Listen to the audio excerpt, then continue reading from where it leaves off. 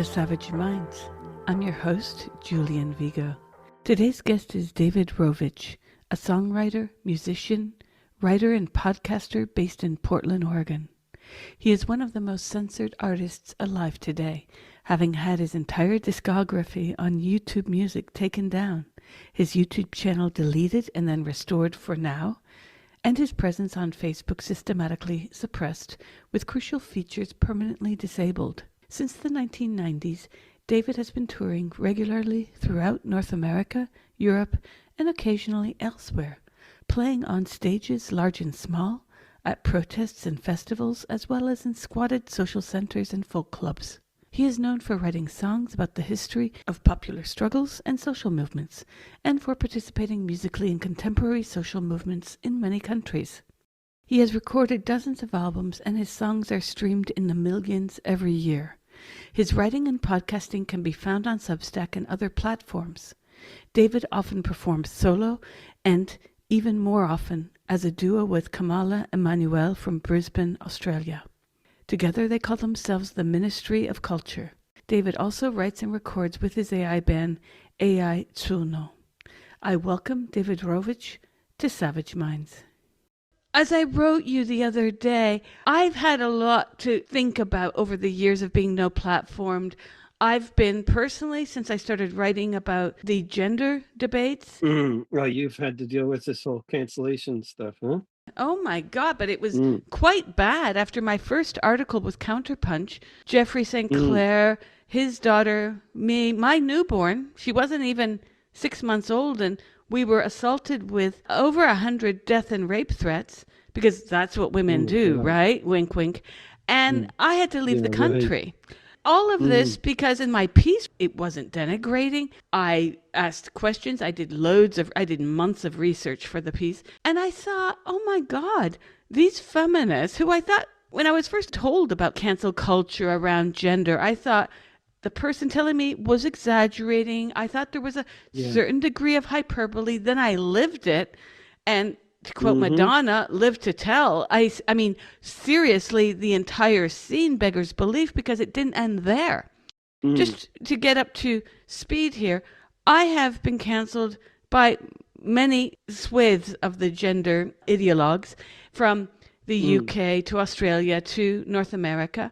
I have also been canceled by, it's even a more dangerous topic to discuss. I'm afraid to say it. I'm going to. God, don't hate me. But the CFS crowd. I wrote a piece for Counterpunch, and What's CFS stand for? Chronic fatigue syndrome. Also, it has another more scientific name, but that's the street name. And within 2 hours of it being published, I wasn't even given a courtesy email by the editors at Counterpunch. Would you like to edit this or rephrase that? It was pulled because that lobby the gender Borg wishes they could be so organized. Those people were on it.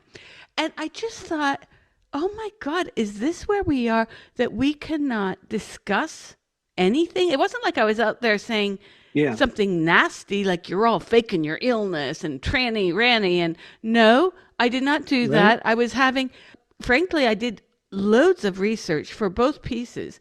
I've written other what they would call gender critical pieces, let's just say reality-based pieces, and people don't take well, do they, to having a debate about something with which they disagree. And David, this isn't the 1990s. I remember being in the village having an argument, I don't even remember about what, with friends. Passions were inflamed. We were all sitting at this Greenwich Avenue cafe. We were talking avidly, passionately, but no one canceled another person. We just lived with the fact that we didn't agree on whatever that topic was. Maybe we can start talking first about, what do you think has led to this? I think it's it's a lot of things, and it's complicated, but I think it's what's led to this are a lot of things, and they're all really important. So like aspects, so I think I don't think there's any one thing we can point to say this is how we got here. But I think there are really important aspects to explain how we got to this extremely dystopian point of where it's really pretty mainstream to say things like, I don't feel safe having this discussion, and we can't actually debate this because it's it's too triggering for some people to even talk about this. And this kind of mentality that is now so prevalent and so mainstream today, where just having debates is is considered bad, and we have to just all agree on the same perspective on all kinds of different issues. Otherwise, we're people that should be shunned, and we're not safe, and we shouldn't be around. I mean, this is now very mainstream, and it's crazy. But I think one way that we got here, which is an important aspect of the whole thing, is social media algorithms, and the way social media is constructed, and the whole phenomenon of um, promoting conflict by people profit off of promoting conflict, and also the algorithms promote conflict because it makes people spend more time on the platforms and see more ads and all that. So there's no question that the whole structure of social media is promoting conflict, and promoting all sorts of just stupid arguments, because of course you're arguing in very short form way anyway, so you can't have much nuanced discussion on those platforms by design in the first place. That's one aspect, but it's far from the only one. This whole thing goes way back, and people think of the left historically, currently, whatever idea they have about the left. One of the things they think about is free speech, freedom of discourse and ideas, and they think of the free speech fights of the industrial workers of the world in the 19 teens, and the free speech fights in Berkeley in the 60s, and this kind of orientation, libertarian, orientation around ideas, and anti-authoritarianism. But the left has other aspects to it too, that are also like the kinds of aspects of the left that are caricatured so regularly by the right, and they're not. This is not a fantasy of the right. The group Anti-Fascist Action, or what we today know as Antifa, which was also known as Antifa 100 years ago. Anti-Fascist Action in Germany in the late 20s and early 30s, their whole orientation, just like with Antifa today, was if you see somebody on the streets, or who's holding an event that you disagree with because they're right wing, or perhaps because of any number of other reasons, back in the 30s, if they were right wing or social democrats, then as a member of Anti-Fascist Action, your duty was to physically assault them and shut down their event. And this is, and we're not talking now about the 2020s. We're talking about the 1920s, and in on the streets of German cities in the early 30s, prior to the rise of Hitler, hundreds of people were killed on the streets of German cities in these pitched battles between social democrats, communists, and fascists. Usually the fascists won. I mean the communists won. The communists dominated the streets of German cities in prior to the rise of Hitler. Um, but the communists were the most working class by far of the three groups, and they were better fighters. And it was only when Hitler was invited into power in 1933 that all stopped. Because he had control over the military, he declared a dictatorship and all that. We know the rest, right? But it was partially the instability and the chaos on the streets of German cities that, in no small part, was led by anti-fascist action that that caused the governing coalition to decide that inviting the National Socialists into power was a good idea. So that's, I think that the whole history of left intolerance, as represented by groups like Antifa, Anti-Fascist Action, this is part of the history of this is part of what we're dealing with. But another third element that I think is at least as important as that, or as the algorithms, is the FBI. And the FBI since their inception, our national secret police force with millions of employees, since its inception, has been their whole job has been to destroy or dismantle or misinform or misdirect or assassinate the American left, the US left. That's been the FBI's job since its inception, and I'm quite certain that their job has never changed. We know what it was up to from its inception until 1971 because of the raid on the FBI offices in Pennsylvania that disclosed to the world the COINTELPRO and all the kinds of spreading of suspicion, fear, paranoia through the rumor mill and cancellation campaigning that they've been engaged with since their inception. So it's the kinds of tactics they've been engaging in for so long are just far, far easier to pull off in the age of social media. And everything the FBI has been doing since its inception is so much easier to do in the age of social media. But I mean, I would say those are the three biggest pillars of like how we got here in my analysis. I would add to that the way in which social media has, I want to say, been foisted on us, but not just social media. I remember the early 90s, late 80s, when I was first at NYU, I got an email address. I used it. It was novel. I could write people, save paper, save going to the post office. Not that I had many people at that time to write, but throughout the 90s, email was great. Being able to check if a book was at the library before I had to schlep over there. It was all wonderful. But here we are, several decades later, and we have a large portion of our population who spends all of their social life online. I don't mean most, I mean all. And then Mhm. you have the next part, which is those who spend most of their social life online, seeing friends maybe once a month, maybe twice a month. These are alarming rates of non-human interaction. Add to this the way in which social media has all these block and mute buttons. I think that's a perfect cocktail for breeding generation after generation of psychopathic individuals. I'm sorry to put it like that, but I do think that there is the fertile terrain here for breeding a society that is incapable of disagreeing.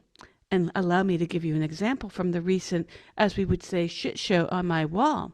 Mm. Oh gosh, I'm going to get into trouble for this, but whatever. I followed what happened at the BAFTAs.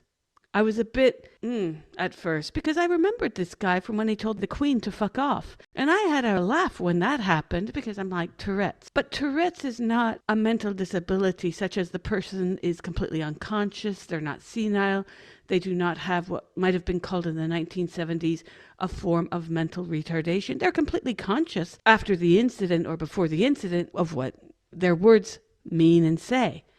So after this happened, I'm thinking, oh, well, surely he'll make a statement. I read the statement. He was mortified not by what he said, not that he hurt people. He was mortified that people like me and others watching this spectacle might wonder if what he said was a reflection of his own ethos. Tourette's can or cannot be that. We don't know. We know about the value of what people are by not only what they say, but how they behave. With people on the screen, we only have their words. So I wrote on Facebook to the effect of that I found this completely unacceptable. And at that time, he only apologized late yesterday, apparently. He had not apologized. And I made a very direct and even crass comment about what he said because I was alarmed that his only statement to the media was, I am mortified. I'm paraphrasing, but I'm getting it almost right. I am mortified if anyone thought that what I said was intentional. I'm thinking, shouldn't mortified be followed by what I said? I am mortified by what I said. I am mortified that I offended people. We know that he didn't do this on purpose. It's not a volitional outburst. At the same time, I'm a big believer that if I'm in a wheelchair and I run over someone's foot, I don't say, fuck you, I'm in a wheelchair. I would obviously revert to, oh my God, I'm so sorry. We all do it. We walk in grocery stores, bump people. Even if it's not our fault, we say, oh, sorry, excuse me.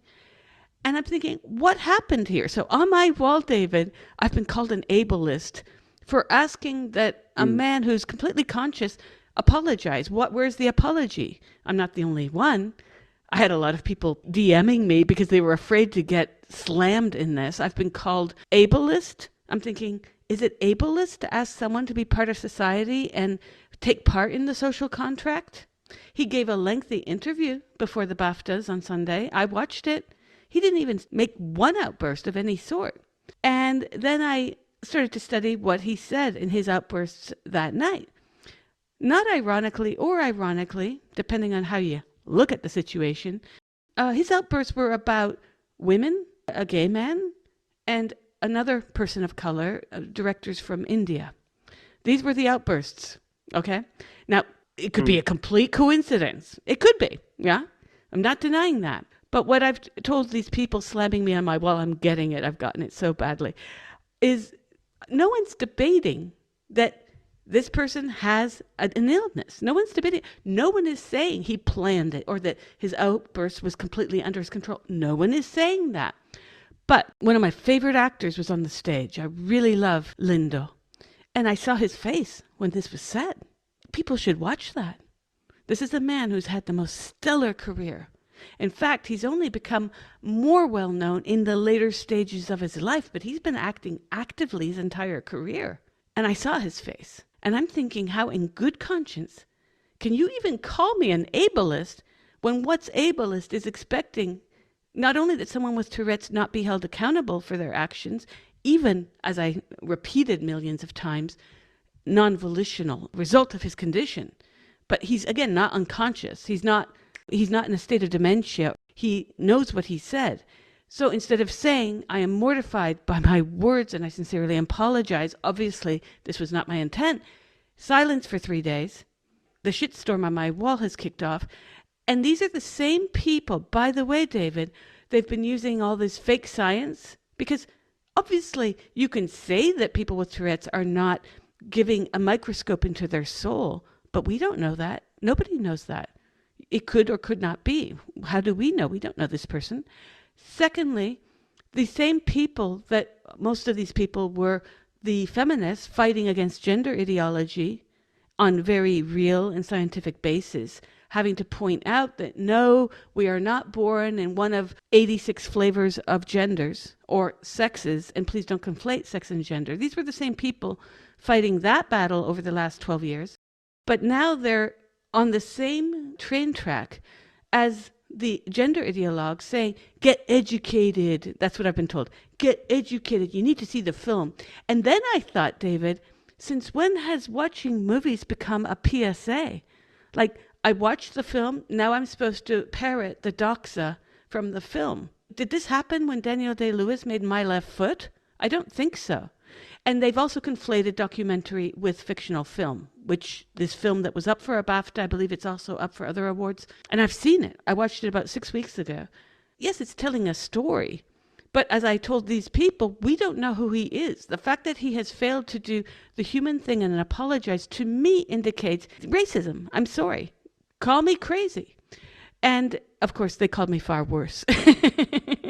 So that's just another of these cultural wars that have propped up. There are many more.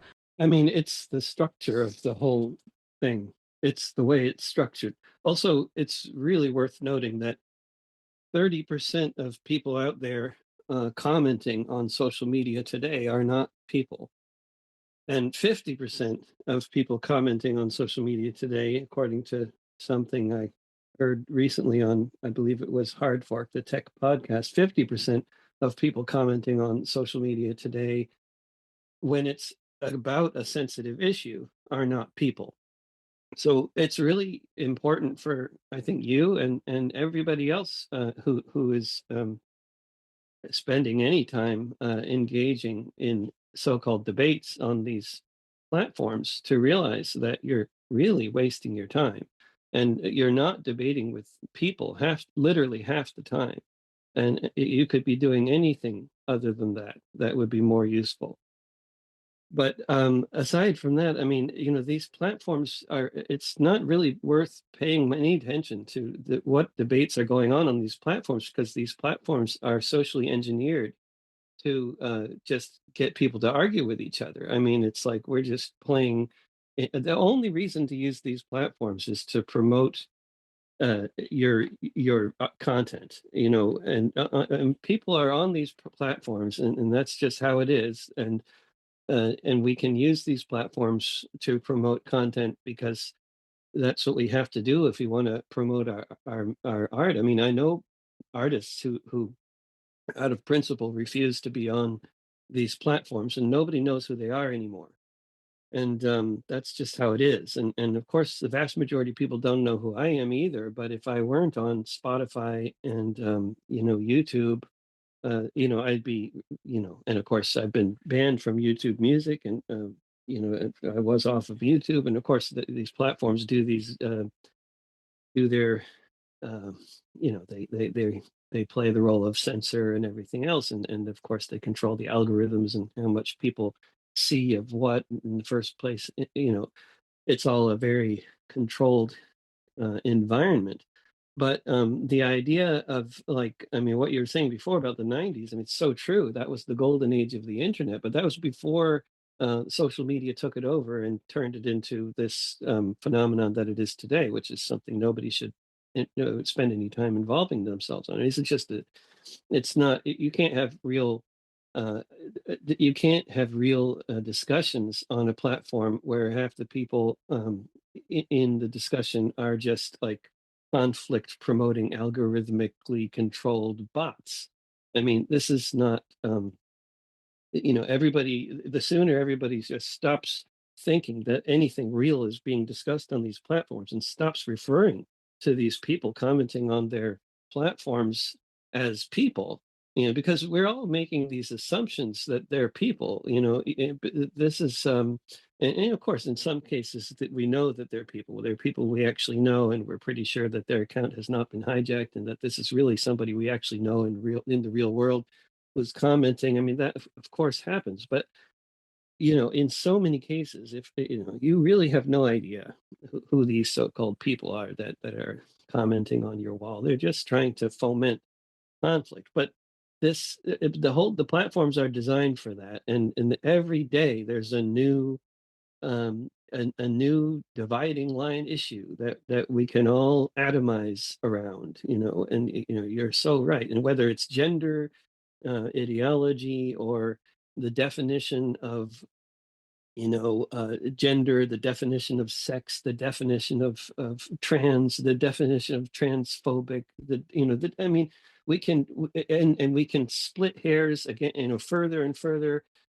And I think that the whole hair splitting exercise that we've been engaged with, for so much of the past 20 years on social media platforms is just is just such a gift to the FBI and to all the powers that be that are afraid of any kind of actual coherent social movement ever coming into existence in this country again. Because those algorithms and the way that they have the hair splitting set up on these platforms, so that every day there's a new thing to split hairs about. It is absolutely the opposite of the kind of reality we need to be establishing in order to build any kind of coherent sustained social movement. We absolutely can't be just cutting each other down like this. We need to be lifting each other up.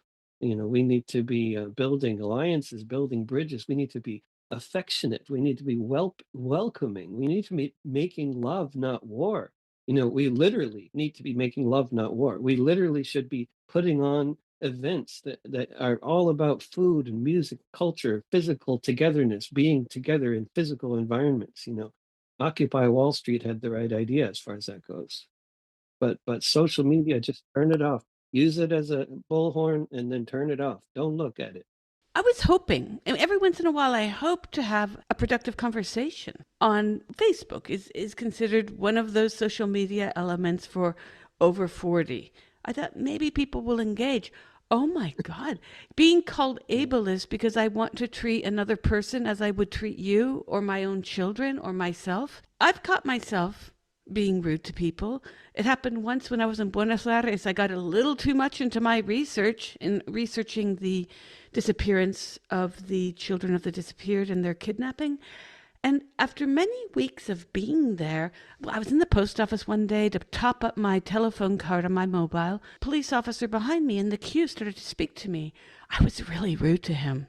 I left after paying and I was like, oh God, you're such a shit. I turned around, I went back in and I apologized. And I said, I'm really, really sorry. But my head's got really deep into the disappearance narrative and we had a long talk. It was great. He was young, so clearly even he was born in the same era as the children of the disappeared that I was there to interview and research. But we can Hmm. all get caught in a bad moment. The difference is, Yeah. do we own it? Do we apologize? And just like you said, I tell people all the time, I have all my social media automated to publicize for Savage Minds every time we run an article or the podcast. I do go on and Hmm. try to share some information, a lot of food recipes lately, the last many months. In fact, I think people might be sick of it. I find it really important. I've told people, get off of this device because you'll see the same people and you'll see arguments and you're like, I'm not going there because that's what they do. People live online and they just dig in. Now, I was hoping for an honest discussion. That didn't happen. In fact, it just 3 hours ago, someone started posting on the same thread the N word. Yesterday as well, someone called me a dyke, I believe. Yeah. So they're trying to offend me. Okay. Didn't work. I find this very pedestrian. Well, who's they? I mean, some bot is trying to offend you. Yes. I mean, who knows what's going on, but it's just nothing worth paying attention to. I mean, really, this is just, it's great that you're promoting the podcast that way, and it's really important, sadly, for people to understand how the platforms work because they have hijacked our means of communication almost completely. And but still, at least we do still have email lists, and I would encourage you and anybody else who's producing any kind of content online to rely primarily on your email list, whether you're running that on Substack or whatever other, because that's going to get out there much more than most social media. But as I've learned, recently, finally, kind of, I mean, I'm very slow to pick these things up, but I've learned that the portrait, portrait size, whatever you call that, not landscape, but not landscape, but portrait videos with captioning, that are less than 2 minutes long, can really get into the algorithms and get out there. So I've been producing a lot of less than 2 minute long rants, and I've been putting, making AI generated videos for songs that I make, because when there's a video that you can put up as a reel, it's going to get thousands of times more views than if you just share an MP3 with a picture, that kind of thing. So I mean, we have to, as content producers of one kind or another, whether we're making a radio show or making music or essays or whatever else, we have to do these things, figure out what works. And, like, you take a selfie from the airport when you go on a trip if you want to promote a tour you're doing, because that's going to get way more attention than anything else you share on Facebook, the selfie from the airport. So we, at the risk of everybody thinking we're narcissists, we post selfies all the time, but we do this because it gets the content out there, not to, we don't do this in order to participate in the arguments with the bots. I mean, you let the bots have their. I mean, when people say ridiculous stuff, or bots say ridiculous things, I will sometimes, when it's clearly a trolling campaign, I'll take the time to block a bunch of these bots and let the people who want to have, say nice things and have conversations that are friendly with each other, have those conversations. But rather than engaging with any of that negative stuff, or even, I'll just block, delete them, and in so doing, I'm also encouraging any reasonable people out there to not bother engaging with the trolls and the bots, because I'll delete anything that they say too in comments, responding to the bots. A lot of these people I know to be people, though. I mean, to be real people, even though some of them have only interacted in as much as feminism versus the trans lobby. Okay. Everyone using the internet should get that you're going to go onto a platform and not agree with everything. And I find people saying, well, I disagree with Megyn Kelly on all these other issues, but on this, why do we even have to preface this?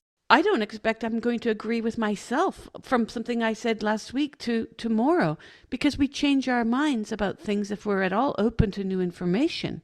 This happened during lockdown. This happened in many instances when I thought the news I was receiving from official sources was true, only to later learn it's not. Millions of other examples. But a lot of people do rely on social media because they have siloed themselves into the online social life. Yeah. I remember in the 90s, a good friend of mine, a lawyer in New York, she told me that the police came to her office that day. They arrested her colleague because, and we're talking about 1995, 96, her colleague had become an internet addict and did not show up at court. And of course, was arrested because that's a violation of her mandate.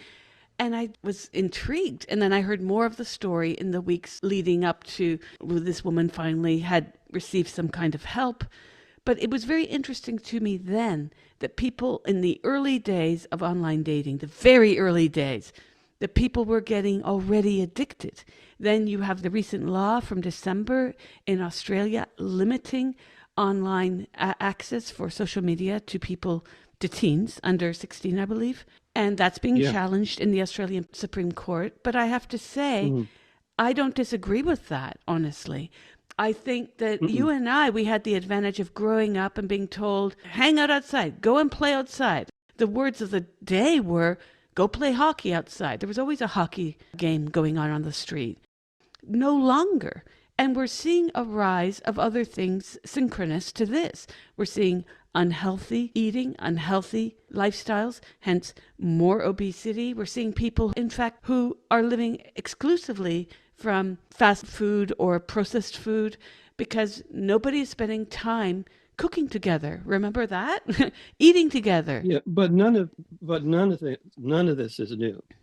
I mean, Yeah. all of this existed when we were young too. Everything that you're describing, it's gotten much more extreme. I mean, when we were before either of us were born, television was invented, right?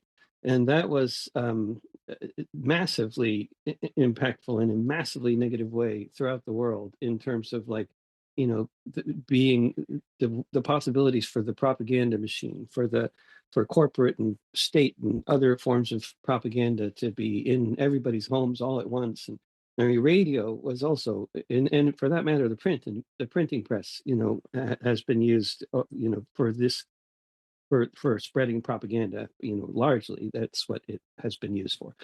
And but certainly radio and television. But when any of these new mediums comes along, we the people good people who want to communicate other kinds of things other than nationalistic propaganda, xenophobia or whatever. We also use these mediums like radio and television and the internet and social media. We have to, right? Because that's what everybody's doing. Once, of course, nobody reads books anymore anyway. So if you want to communicate, you're not certainly not going to bother writing a book, right? You're going to do it in other ways. You're going to make videos. You're going to make fiction. Whatever will get people, paying any attention. So people naturally adapt to new technologies. But as we're going further and further with these new technologies, with social media and with AI-driven bot debates and social media under the influence of AI propaganda, forming propaganda through AI, the potential, and I speak as somebody who uses AI all the time. I'm not saying, you know I'm not speaking as well. I'm very critical of AI, but I'm using it all the time. But I'm not speaking from a position of ignorance. I'm saying that these the possibility for using AI for both good and evil is tremendous, and certainly for evil, it's obviously it's tremendous. The completely personalized propaganda machine. No longer is it Big Brother, telling us all a message that is for all the Americans to swallow, but it's now totally individualized, personalized, propaganda. That's extremely. I mean, it's more dangerous than anything that has existed before. It's only been, written about in dystopic science fiction, and we've never actually had it, you know, but now we do, and it's so there's a reason why all this kind of like antisocial behavior, atomization of society, people more and more siloed and isolated, and spending all their time online. And it's all about finger wagging, being more pure than you. I mean, I have a song called "I'm a Better Anarchist Than You," and this is just, and I wrote it before the existence of social media, but it's all about that kind of mentality. Like I have better, purer politics than you. The idea in anybody's minds of actually accomplishing anything, of actually trying to, network with people in order to do something, is completely absent. It's all that's there is you want to communicate with people in order to, basically argue about stuff and express your opinions, and it's virtue signal.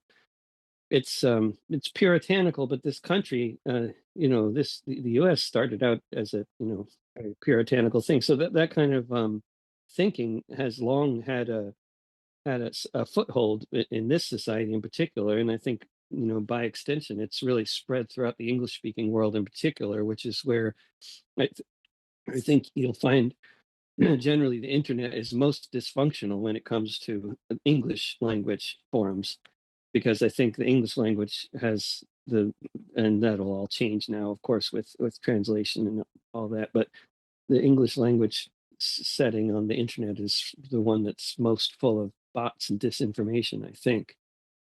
But you just the whole setup of the way social media is constructed, all of the platforms, they're all made for short form communication. So that's really going to be a problem in terms of any kind of nuanced discussion in the first place. It really lends itself to, like, puritanical statements and accusations and denunciations and that sort of thing, because that's the kind of space that you have, is for some kind of short statement like that.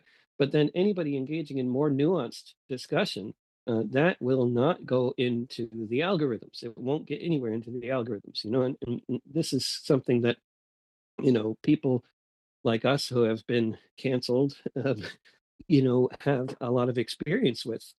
Because any kind of response, any kind of nuanced response, just doesn't go anywhere. And there's ways to try to get nuanced responses into the algorithms a bit more, but generally they just won't go anywhere compared to more sensationalistic stuff. And sometimes that can work, that can be advantageous for a lot of people, depending on what they're trying to do. And sometimes in a good way. I mean, I recently had the experience of, when YouTube deleted my channel, my little 1 minute and 40-second post on video about that got seen 137,000 times, and got reposted a lot on X, and thousands of times, and that helped a lot in getting the channel restored, getting YouTube to pay attention. And then the next thing I posted saying, well, thanks to all your efforts, my channel has been restored, but all my music is still absent from YouTube Music. So let's keep the pressure on YouTube. That post, it's a more nuanced thing. It's saying thanks for, you know, getting my page restored, but that's much more nuanced than saying I've been deleted. You know, so even that degree of extra nuance means that it's just less interesting to people, and it's been shared maybe in the low hundreds, rather than 4,000 times. It's been shared 200 times. So it's not getting out there. So my original post about being deleted is still getting spread around actively, much more than anything else I've posted since then. But that's just, that's the workings of these platforms, for good or ill, mostly for ill, but occasionally for good. But it's not like you and I, or are we special? I mean, people must have some self reflection about what they engage in online. The pedantic school marmy attitude to me is so thick everywhere that it actually makes me not want to engage. And I told someone on my wall, I said, I came here in good faith to have a discussion about this. Well, but don't do that. But Julian, I mean, come on. I mean, look at how these platforms work. If you're going to one of those platforms and trying to have a good faith discussion, then you don't understand how these platforms are set up. And that's not what they're for. I mean, or if you want to have a good faith discussion, then you have to delete a whole lot of people, and bots, first, in order to just be left with the people that want to have a good faith discussion. And those people are out there. There's quite a lot of them, but they're intimidated by the smarmy bots and the insulting, attacking, puritanical idiots of every political background. They're intimidated by that stuff, so they don't participate. There's so many people who don't participate in these discussions anywhere on social media because of that very atmosphere that so horrifies you and I and so many other people. But they're the people out there. They're out there. People like us are out there who want to have actual, sensible, nuanced discussions where we're allowed to disagree with each other. There's a lot of people out there like that. You just don't find them on Facebook much, and I'm as shocked as you are by the way people behave on those platforms. Some of these people I know are people, including college professors. I'm really surprised by the numbers of college professors who engage in adolescent behavior on Facebook. It's really surprising. It's not only is there are their comments often adolescent in nature, but they spend inordinate amounts of time on Facebook, and I just question like their judgment. And what are they doing the rest of their time? Maybe they could be grading some papers or something. It's an irony because as I wrote you, and I was thinking of Foucault when I wrote you this, I said something to the effect of that I wanted to speak with you about how cancel culture is one of those phenomena that is largely driven by society, contrary to Foucault, where he views the panopticon as being driven by those in power. We're all prisoners in the cells, and power is in that center, looking out at the periphery. We're controlling, we're being controlled, but then we too are in the tower, according to Foucault. And this is one of those instances when I think that your canceling by YouTube, would it have happened 10 years ago? Of course, YouTube was building up a client base as well, so less likely it was. But still, I think that a lot of these social media platforms are taking cues from the wokerati, and they're saying, hey, they're already canceling each other, so let's do it too. Let's buckle down.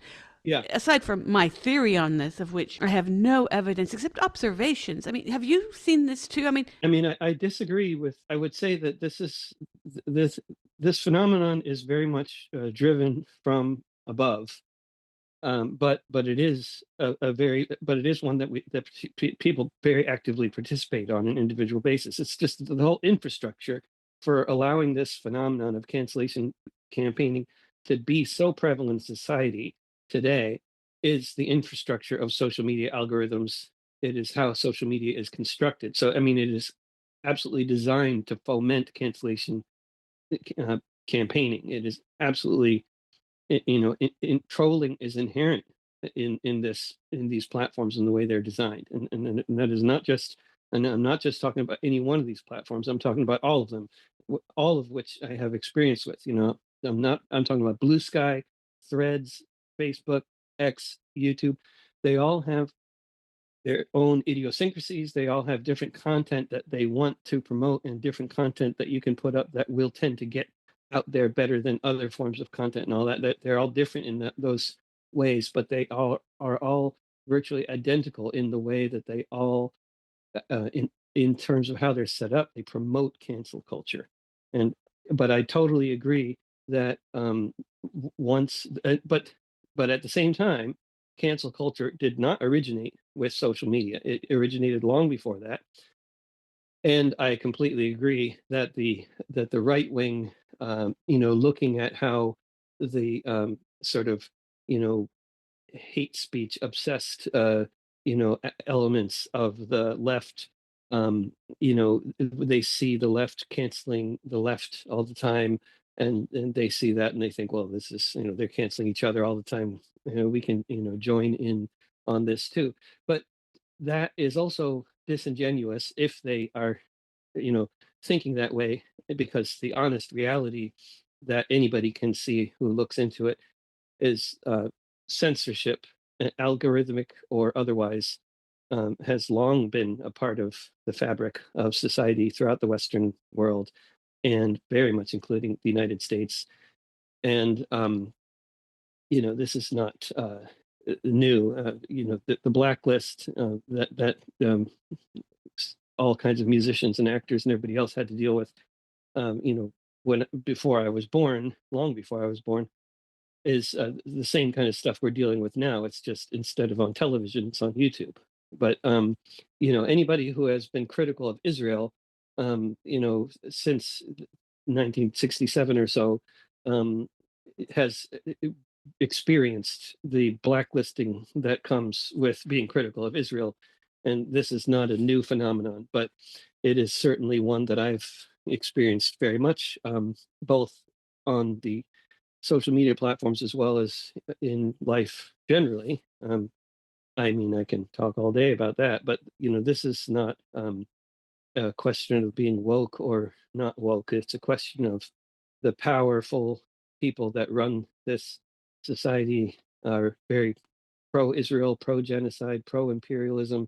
And if you criticize imperialism or genocide, uh, or Israel, you get in all kinds of trouble.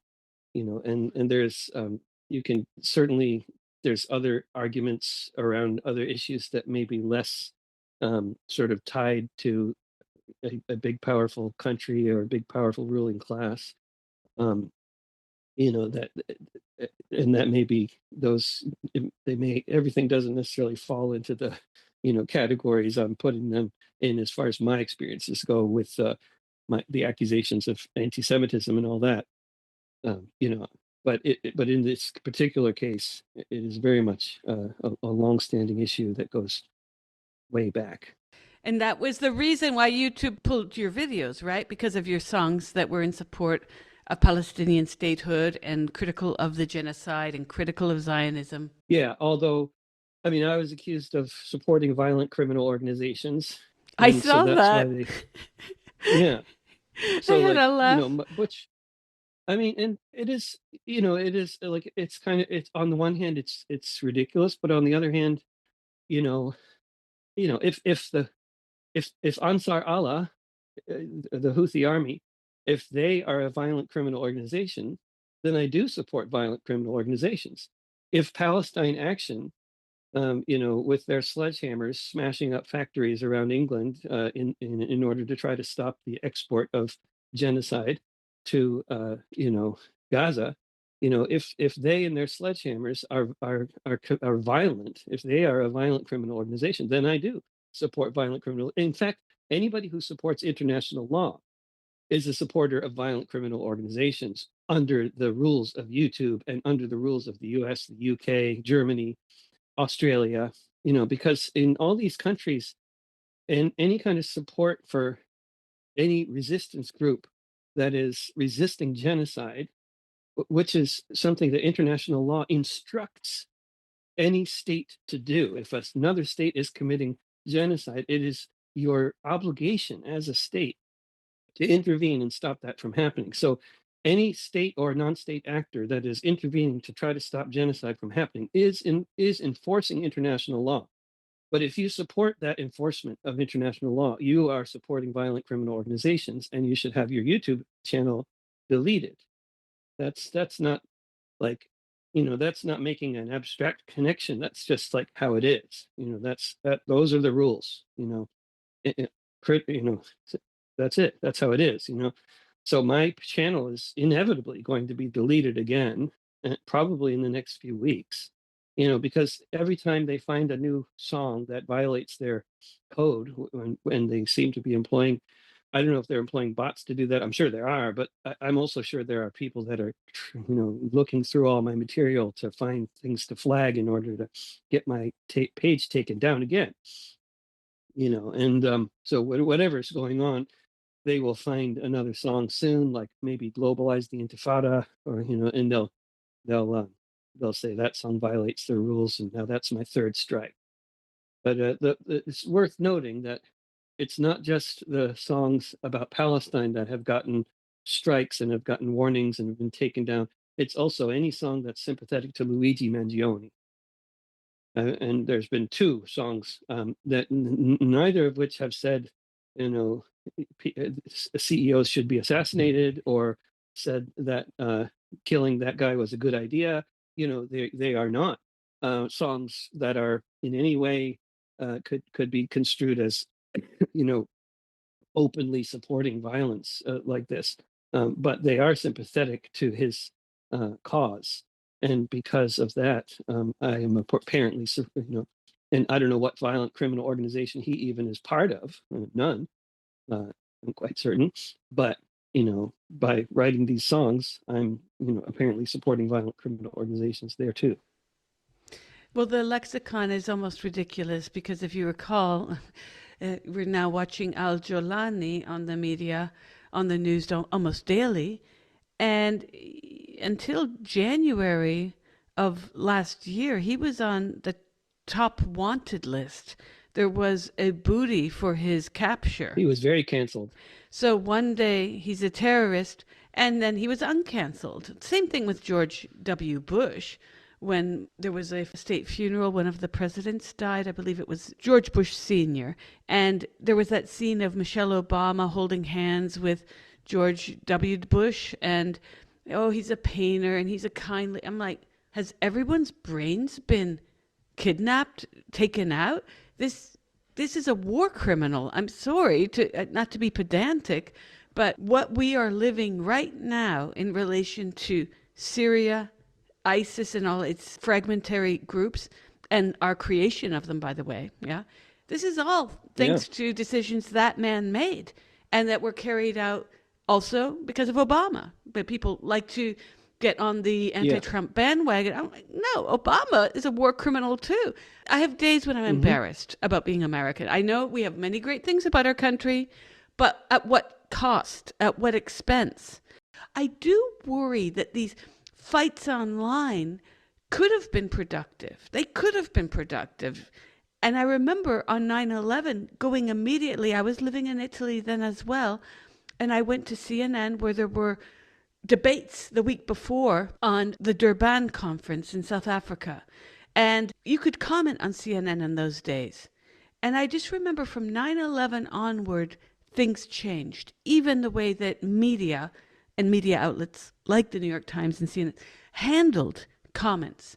And here we are, where now it's all being shoved over to social media, where if I don't like what you're saying, I can just block you. I can mute you. I don't have to have my ideas challenged, David. And if you challenge my ideas and you make a completely coherent argument, I will just say, as someone said to me today, I feel sorry for you. Well, nobody's going to engage in Yeah, coherent arguments. They're just going to say trite little things like that on these platforms. But that's how the platforms are designed. yeah. I mean, but it's We know they're like that, David, but what's the solution? Because I'm telling people get off of the platforms because it's not real life. You need to organize locally. They're happy that we're online arguing. Guess why? You're not on the streets. They can't kettle us on the streets now, can they? And they're happy that you're arguing over pronouns. Guess why? They don't have to create jobs or housing. yeah, this is, I mean, definitely they want us to be online arguing and not being out in the streets, and we absolutely need to get off the platforms and be out in the streets. That's absolutely true. But telling people to get off the platforms isn't going to work, because any more than telling people to stop driving a car or stop using their phones is going to work, because these platforms are now part of our whole functioning. I mean, it's what the author of the book The Anxious Generation refers to as the collective action trap. Once everybody is watching videos on YouTube, and literally 99% of the people that in the world outside of China who share a video with you are going to be doing it by in the form of sharing a YouTube link. The idea of not having a YouTube account, or not being on YouTube, or never going to YouTube or whatever, is kind of like shooting yourself in the foot. I mean, the idea of trying to find out about an event happening in Portland, Oregon without using Facebook events is a challenge. I mean, it can be done, but that may be even less the case in Laramie, Wyoming, where they don't have a local paper anymore. I mean, there is just that social media has made itself so indispensable by design, especially at the beginning. All these platforms were amazingly useful, and that was no coincidence, no accident. And after they got us all hooked, which was the whole point in the first place, then they started sucking, and that's been the model for all these platforms. Cory Doctorow, illustrates it really well in his book Enshittification, where he talks about how all these different, taking a bunch of examples, far from all of them, but a bunch of examples of this process, which you can see as you were talking about with Zoom, and it's certainly been the same with Facebook and Uber, and all the other platforms that have made themselves indispensable by doing away with other things. Like we used to be able to communicate on moderated email discussion lists or announcements lists, which were extremely useful forums with a human moderator. But those went by the wayside and were replaced by um, Facebook, and then later by Signal groups. And none of these unmoderated groups are good ways to do anything. And everybody is just spending all their time on these platforms and wasting their time, and forgetting how to do effective organizing, and just getting lost in pointless debates about ridiculous stuff that is irrelevant to the vast majority of them. But that's all by design.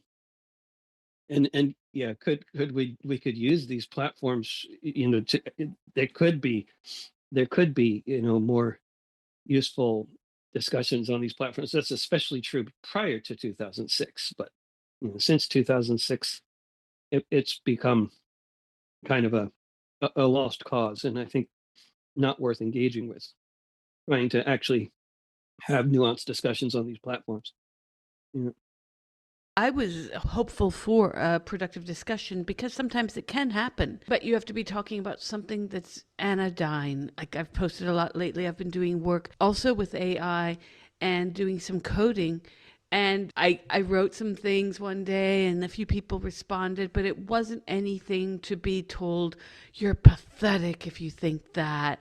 Everyone knows that Java is better. No, that's not going to happen in that context. It might if you're in a super Mm. geek forum. Sure, I've seen that too, by the way. Yeah. But I mean, you Yeah. could argue over anything, but Yeah. Literally. we know that these platforms can be divisive. Can there not be responsible use of them? The reference to the 90s I made, not just because we had less, let's say. I remember when I was using the internet on Telnet. I love Telnet. Sometimes I'll go back. I showed my kids recently Telnet. I said, this is how I used to use Yeah, it. but that was the internet, and that's a very important distinction. That was the internet, and the internet was a wonderful, powerful medium for real communication. That's when websites were a thing, that when people could set up their own websites. The internet was by design an egalitarian forum for all sorts of possible discussion, and sharing of ideas and content and all that kind of stuff, and it was an amazing tool.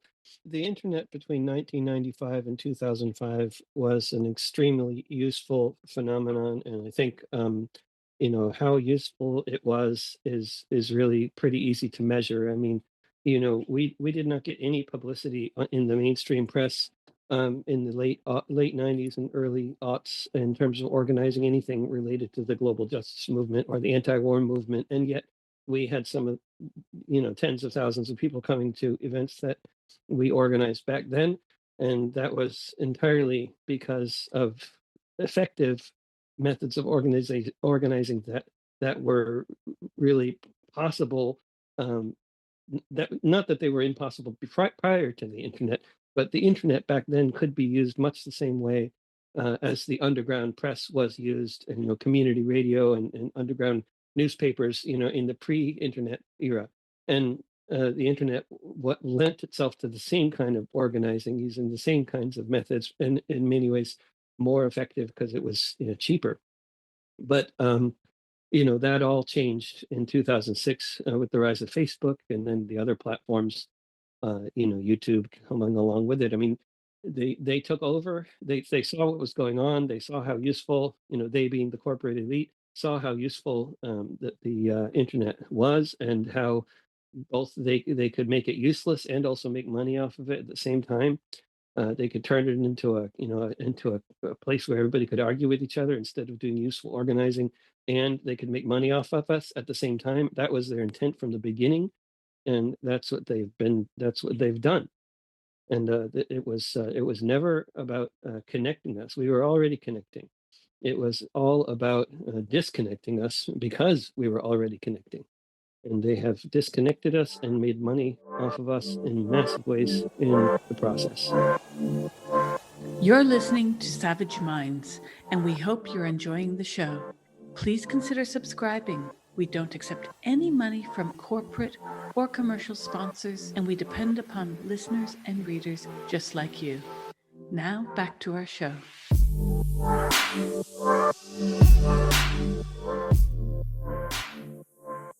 I feel like a psychologist on my own wall. I'm like, why can't we disagree? Why can't you sit with disagreeing?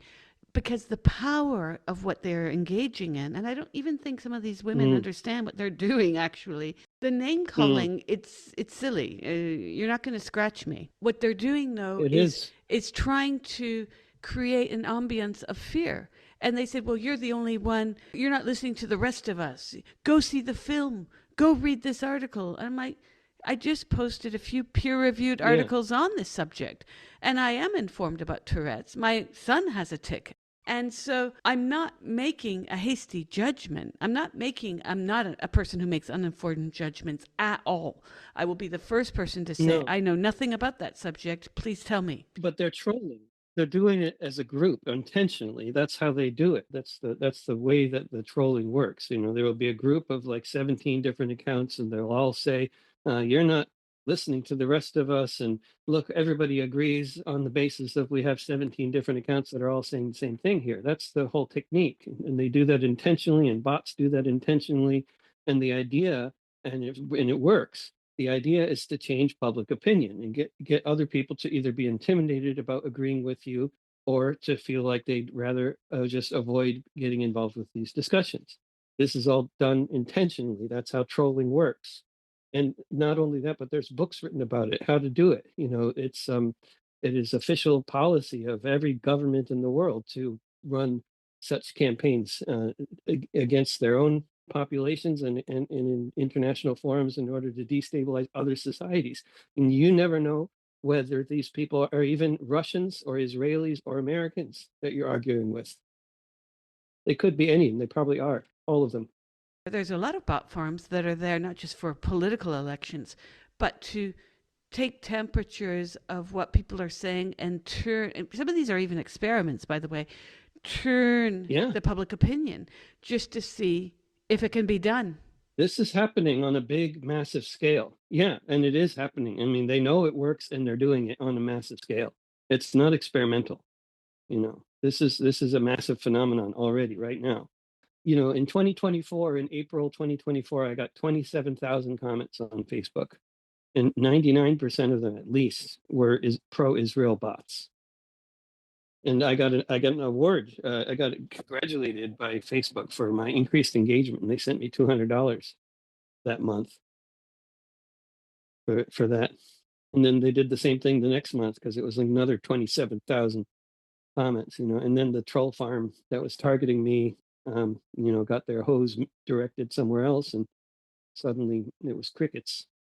This is another facet that maybe would be interesting to explore, this idea of how many followers one can have and being liked.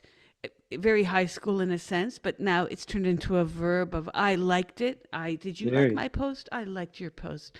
Not meaning I enjoyed it, but the actual action of did you heart? Did you? And even in Italian, they use the word likeato. Yeah. And it's nothing is what it seems because now we're caught. I feel like I'm in the film Heathers half the time. I don't know if you saw that film, but yeah, it is, isn't it? Oh, yeah. It's a great film. Yeah. I mean, as a commentary, I mean, it really is like a commentary about, that kind of cliquish behavior. And I thought that I only saw it when it came out a long time ago, but I thought it was really well done. Also Mean Girls, another one that was very well done, sort of critique of that whole cliquish thing. But yeah, I often feel like I'm a character in one of those movies every time I get on social media. Yeah, and I put my finger in it the other week. I made a comment about I am very anti-ICE, and God knows why all of you haven't been criticizing them before the Renee Good shooting, but don't think it's quite the tactic to be blocking traffic, to be taking aggressive actions towards these officers.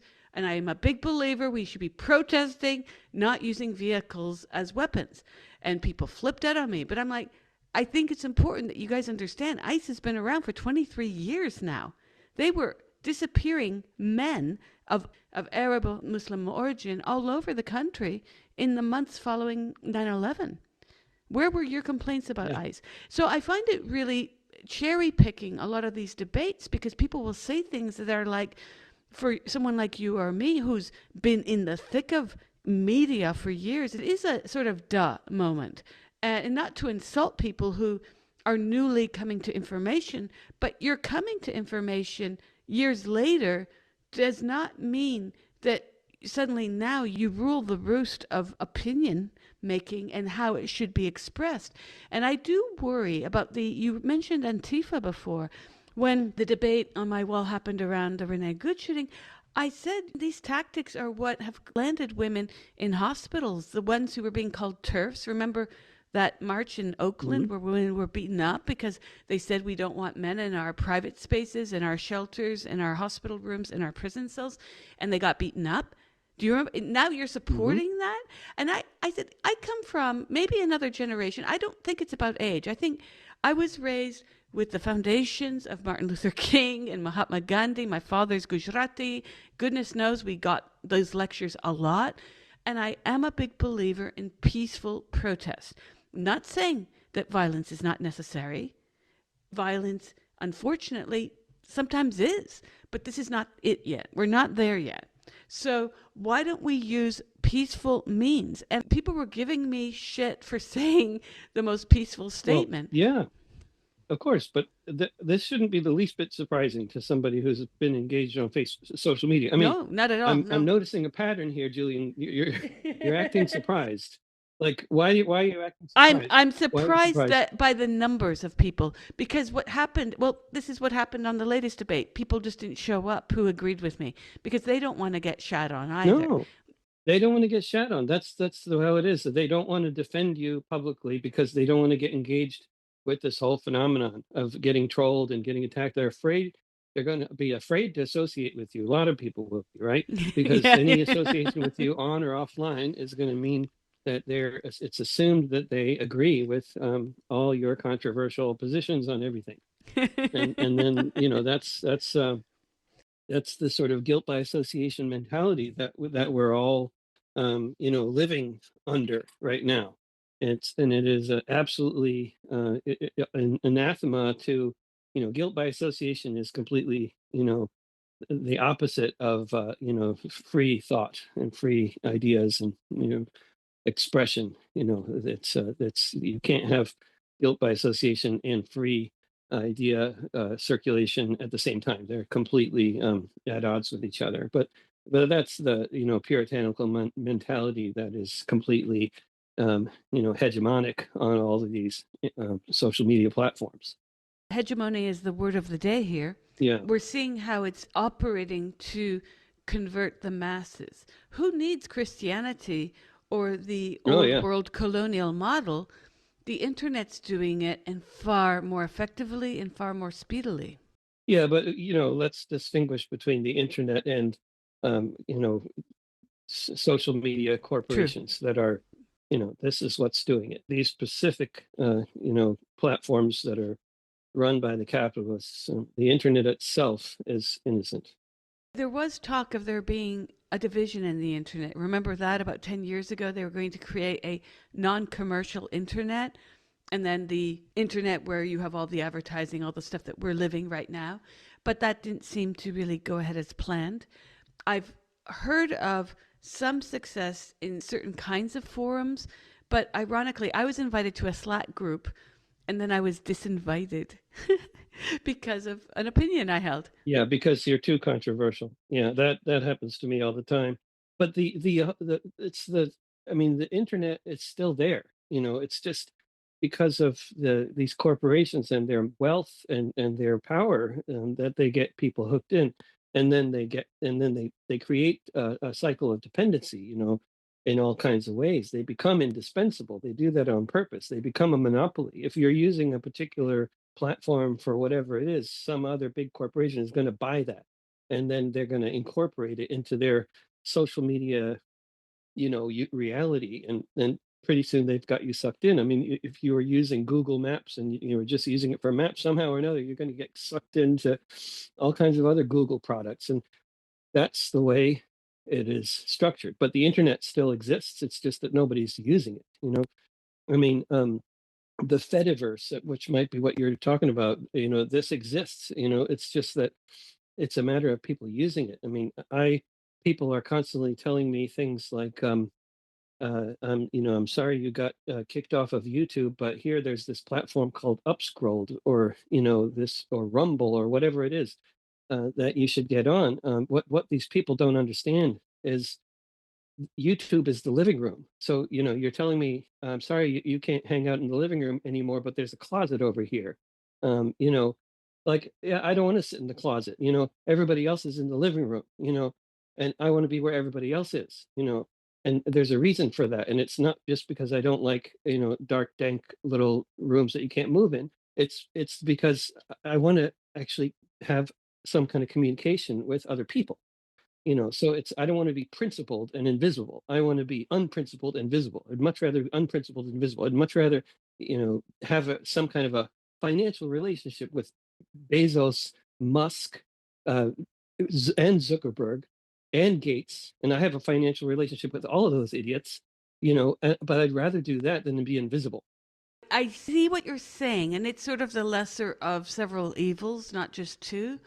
For instance, when Mastodon and all those other alternatives were being popularized during lockdown, I tried them out. I went. I'm not joining Blue Sky at this point because I tried the others and I'm like, I can't have so many social media accounts and be on them, make a meaningful presence aside from my automation for publicity for the podcast and the magazine.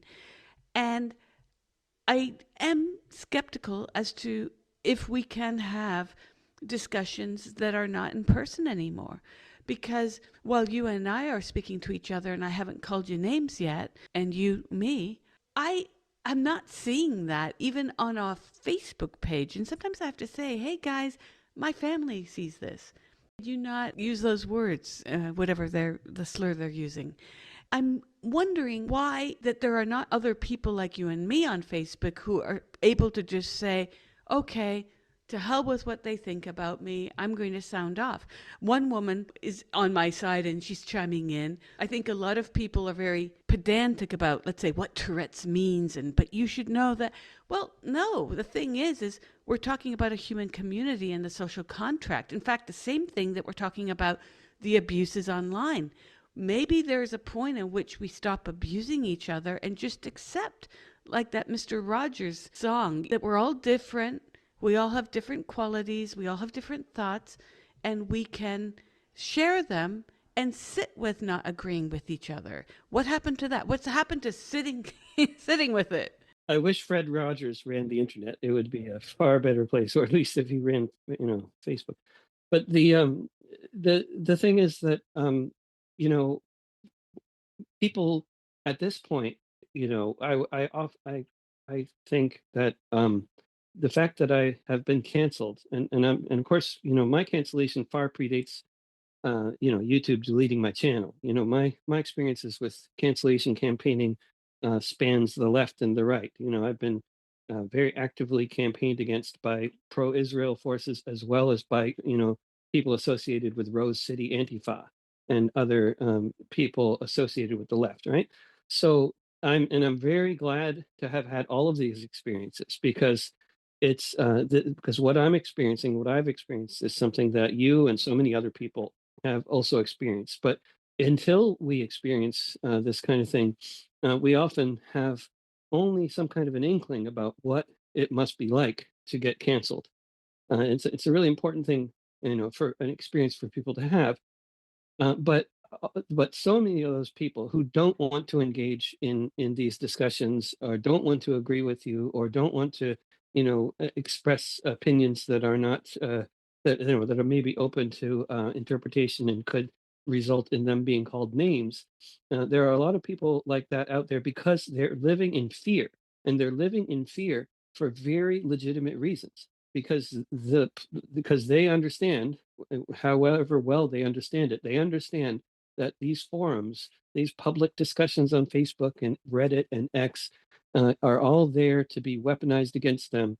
They're all there to be used as tools to isolate them, to cancel them, to make sure that they are ineffective in whatever forums they're trying to exist in the world. If they're politically active, to make sure they're no longer able to be effectively politically active.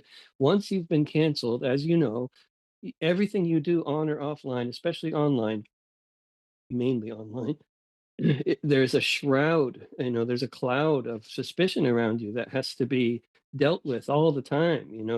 There's that guy who's been accused of this or that and the other thing.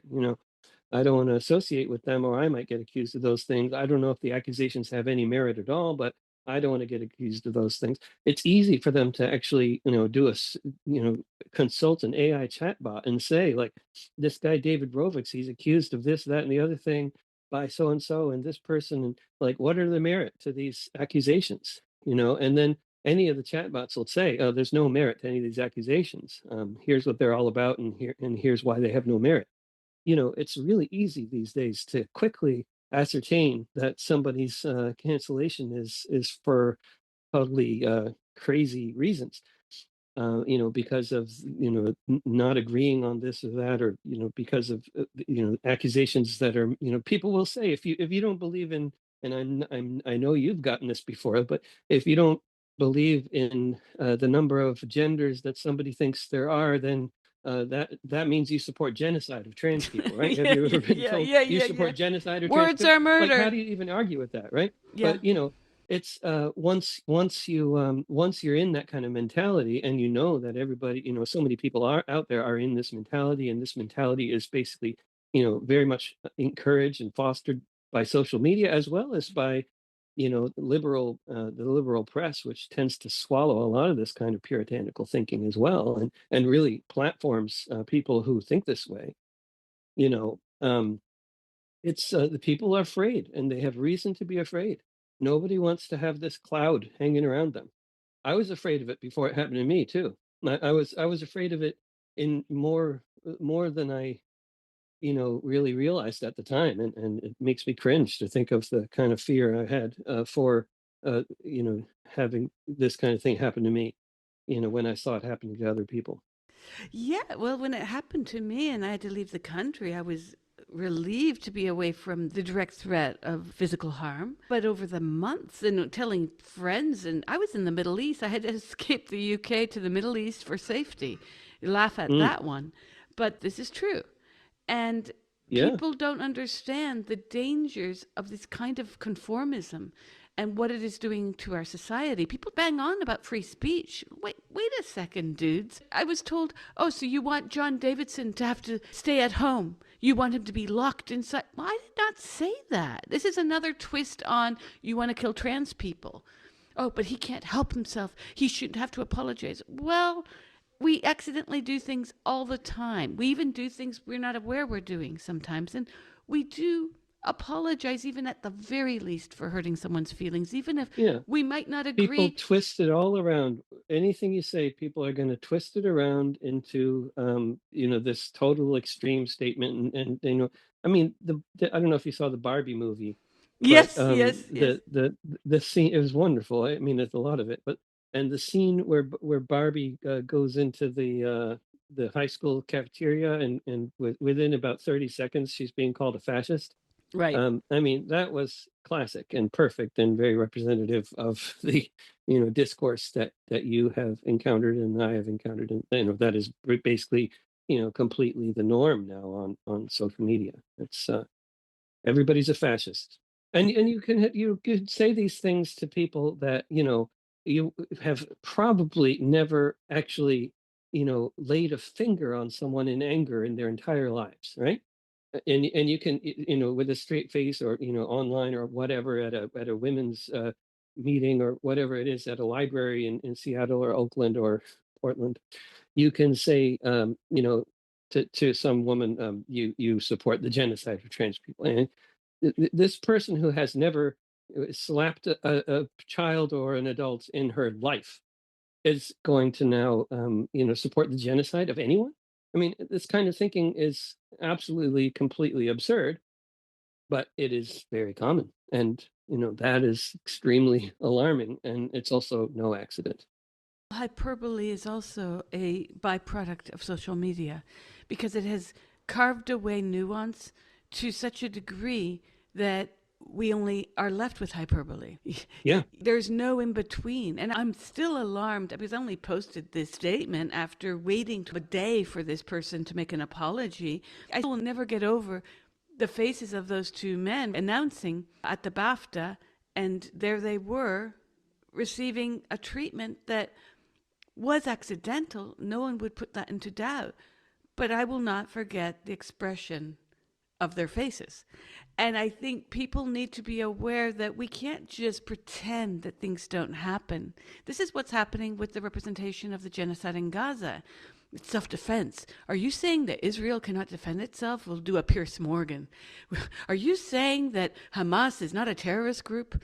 Is Hamas and this is the kind of BS we've been given, even by the likes of Morgan, who paradoxically has shifted course and now agrees that Israel is in the wrong. But it took him almost 2 years to get there. And here we are with this banging on about the same story in order to get to, wait, there's a genocide ongoing. And we're talking about this other nonsense? So how do we move around it? Because you're right. I say internet when I should be saying social media, because it's a shortcut, because that's what most people are using if they're not buying something on Amazon or Temu or Taobao. People are constantly interacting with the internet in terms of being a consumer, and then they go for their ideological, they go for their ideological formation over there. No, I would say the internet too, and yeah, because it is, for most people, the internet is social media, and social media is the internet. So it's like, it's a good shorthand when you're just talking about, the internet is problematic or whatever. I mean, of course, it's true, but because the internet is now a social media dominated phenomenon. Well, how do we move around it without smashing the machines? How can we create another space that might be immune to this kind of trolling and frankly, judgmentalism? I mean, who wants to engage with anyone when they know that there's a high percentage of a possibility that they're going to be name called and shamed, right? And around the trans issue, I've personally interviewed dozens of people who've lost their jobs over that, lost their employment, and Oh yeah, some their housing. it's really this whole atmosphere of accusation, and people being considered terrorists or genocidal feminists or whatever it is they're being accused of. It's all completely crazy, but at the same time, the ramifications, the impact in terms of, yeah, people losing jobs, housing, having gigs canceled. I mean, it's just, and having their lives and livelihoods threatened. Physical threats, rape threats, death threats. I mean, this is all so real and so prevalent and so much encouraged by the particular means of communication that we're all stuck in now with social media.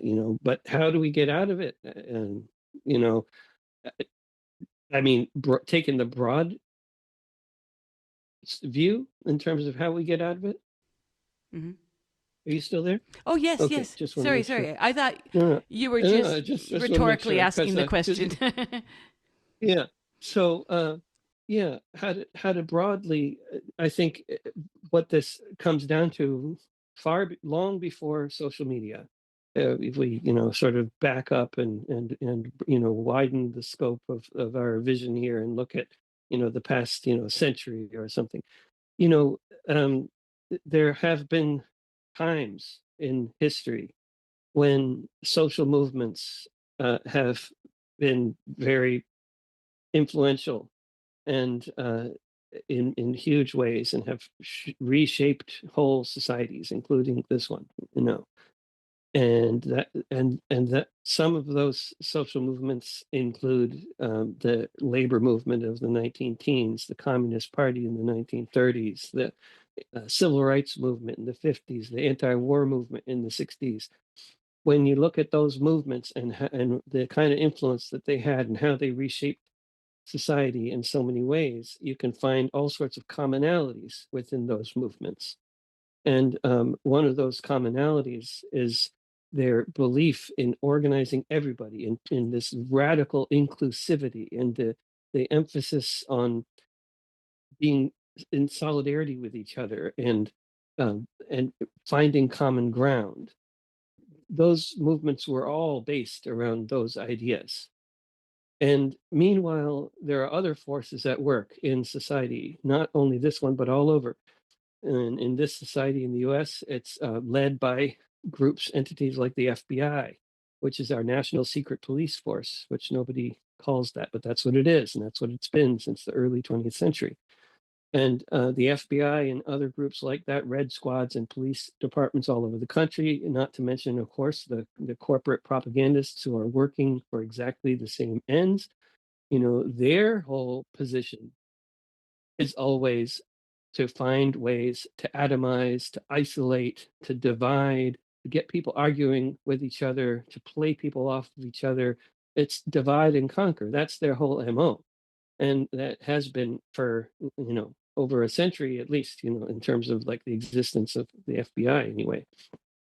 And those two forces are always at odds with each other in society. Those who believe in solidarity and inclusivity and building bridges and forming alliances and being in solidarity with each other and common goals, all that kind of thinking is always opposed by the powers that be who want us divided and conquered because they're ruling over a completely impossibly um, fractured uh, society with in the case of the United States with like 1% of the population who owns half of the wealth, and it's getting ever more crazy like that as a plutocracy with hordes of people living on the streets and others so few people living in their private jets.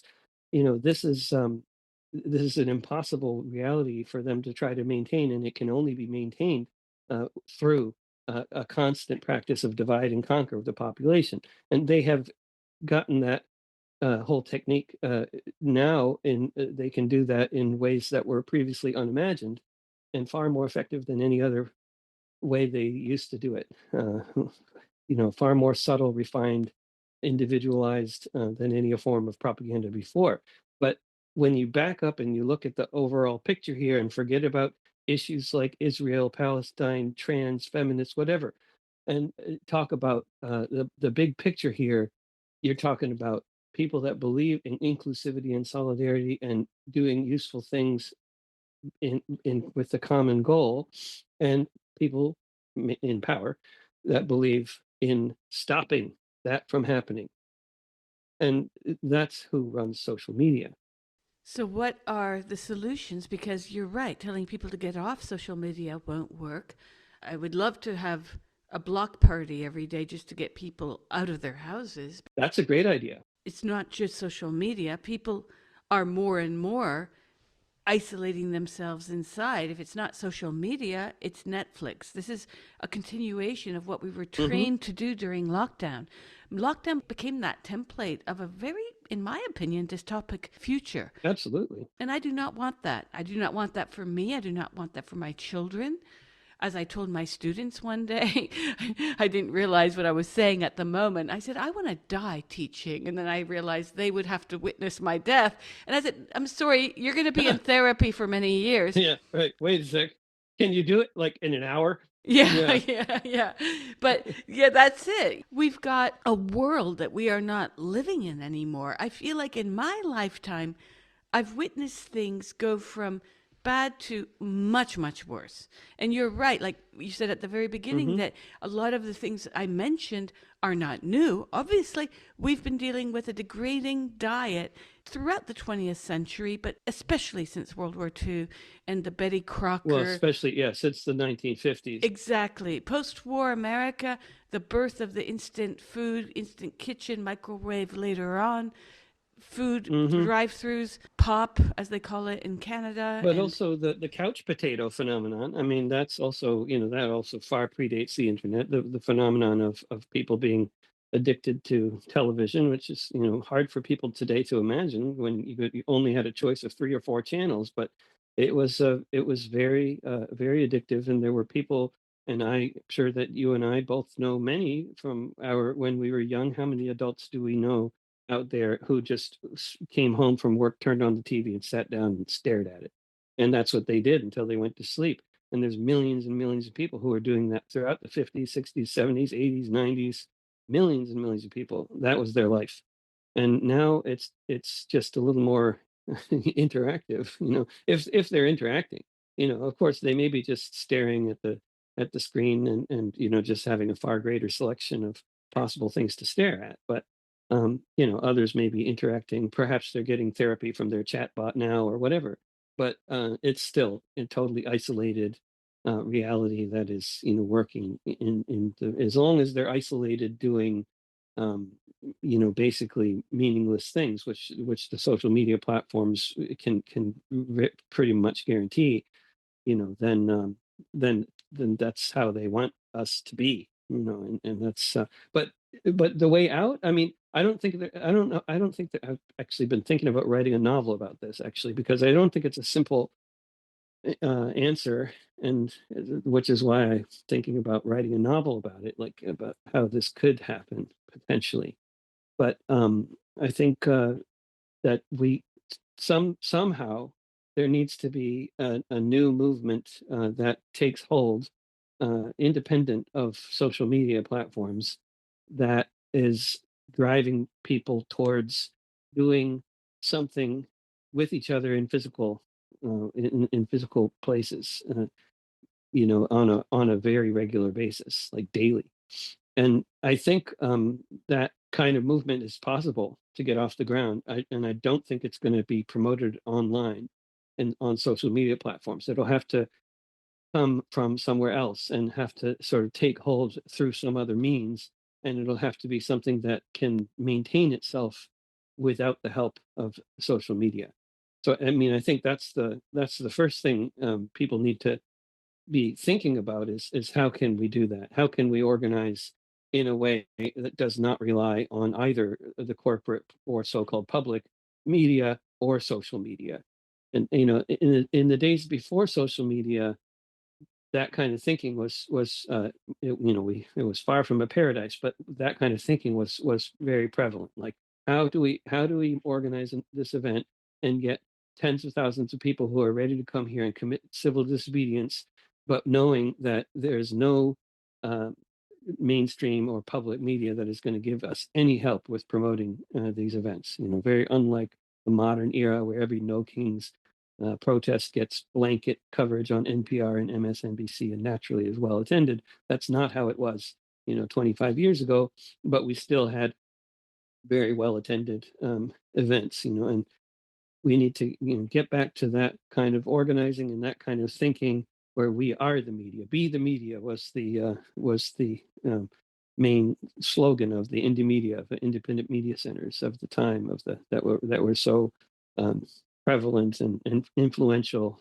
on the left globally from the late 90s until 2005. And that's the kind of mentality we need to get back to. are you hopeful for this? I know you have a child, if not children, And Mm. how do you think about their future in a planet where they're facing fewer and fewer healthy social interactions if things continue in this direction, and where their futures might be entirely predicate upon their ability to escape online culture, which is very linked to how people even make social but also professional connections? Yeah, I mean, the world has been a really messed up place for a very long time, and there's been a lot of good reasons to be worried about the future and about having children since long before I was born. But that is, the whole reality that they have to grow up in with this totally dysfunctional, bizarre, trolling, racist, sexist, everything else kind of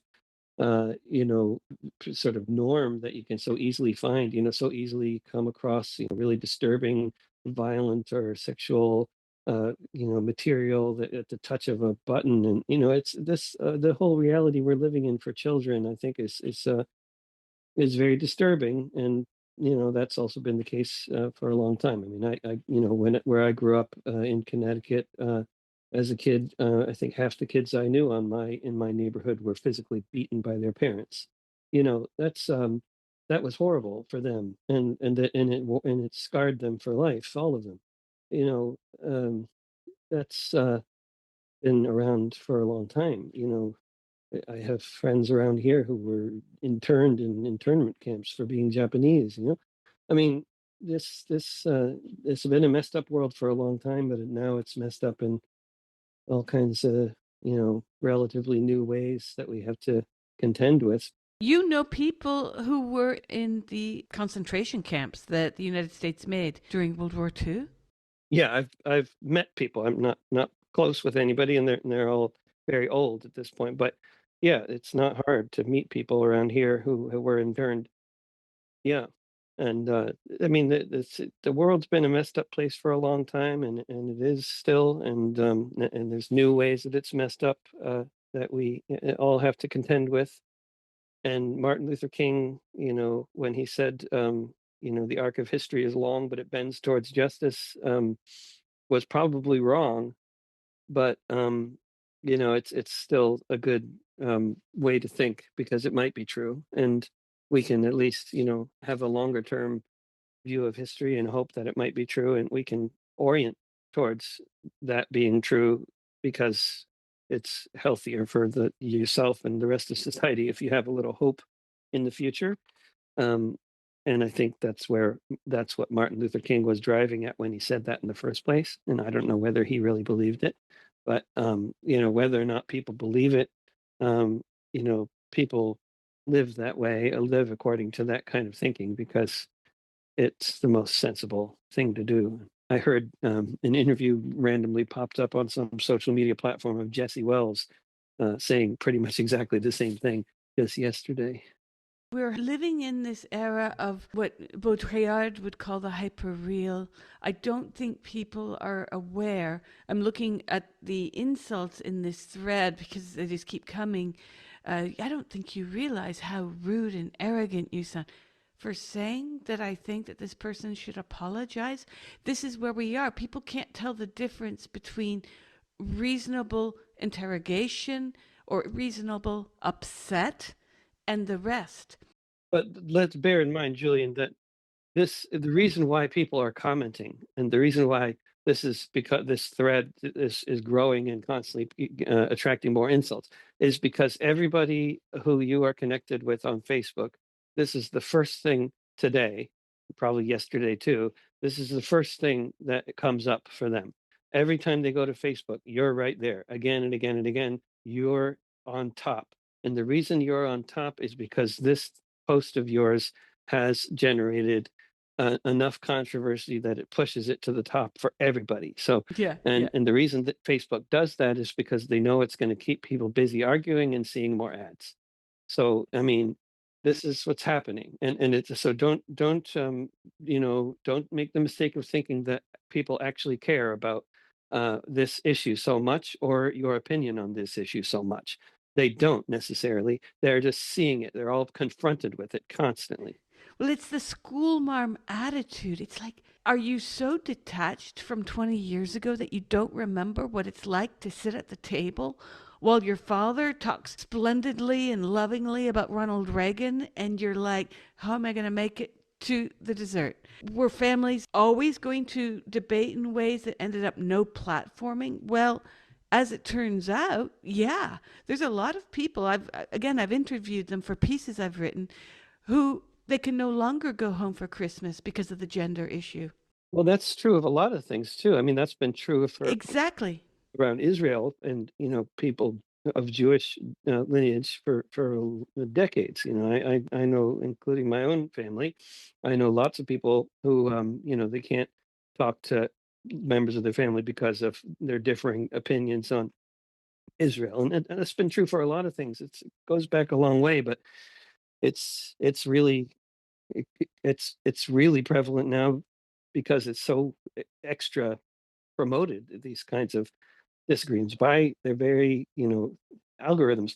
But then also, who is it that ever bothers saying something negative on somebody else's social media post? Who is it who even has any inclination to do that?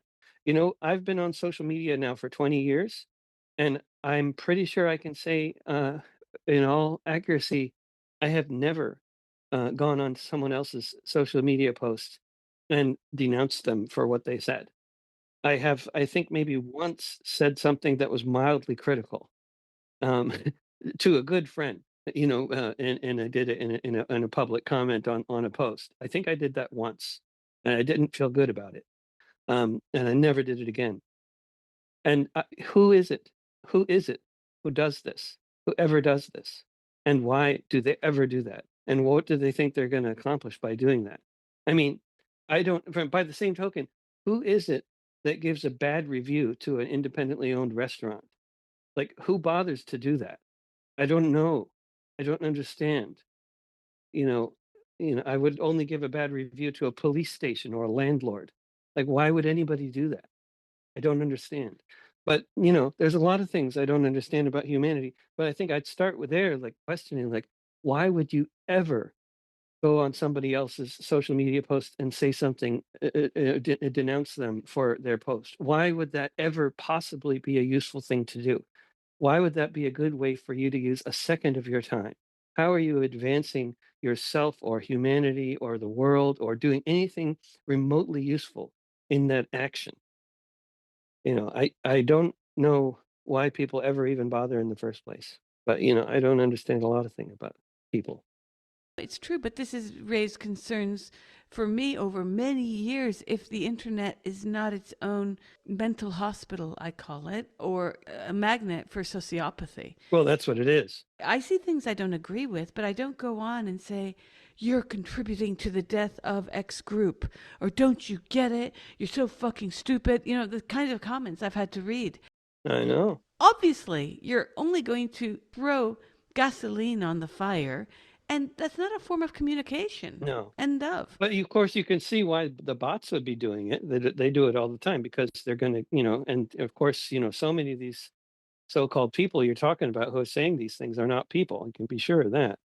And there's reasons why they want to keep this in on top of the feed, because look, they know the algorithms tell them this is really working. This is something people want to see. They're responding to it. That's good.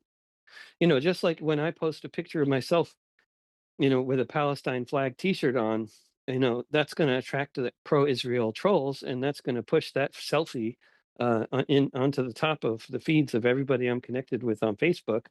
And then that's going to promote. Then some people will say nice T-shirt, and other people will say you fucking anti-Semite. That's just going to be what it is, and then they're going to argue with each other.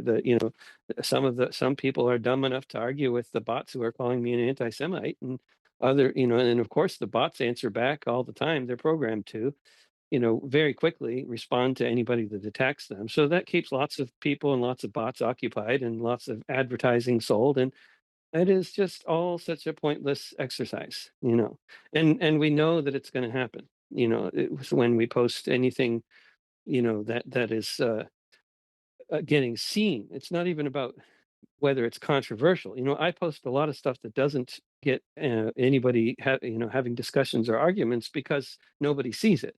Because if you post a link to your podcast, nobody sees that on Facebook, right? If you post several paragraphs of text or a selfie, people will see that. So then it'll generate controversy because people see it. But that's the nature of the beast.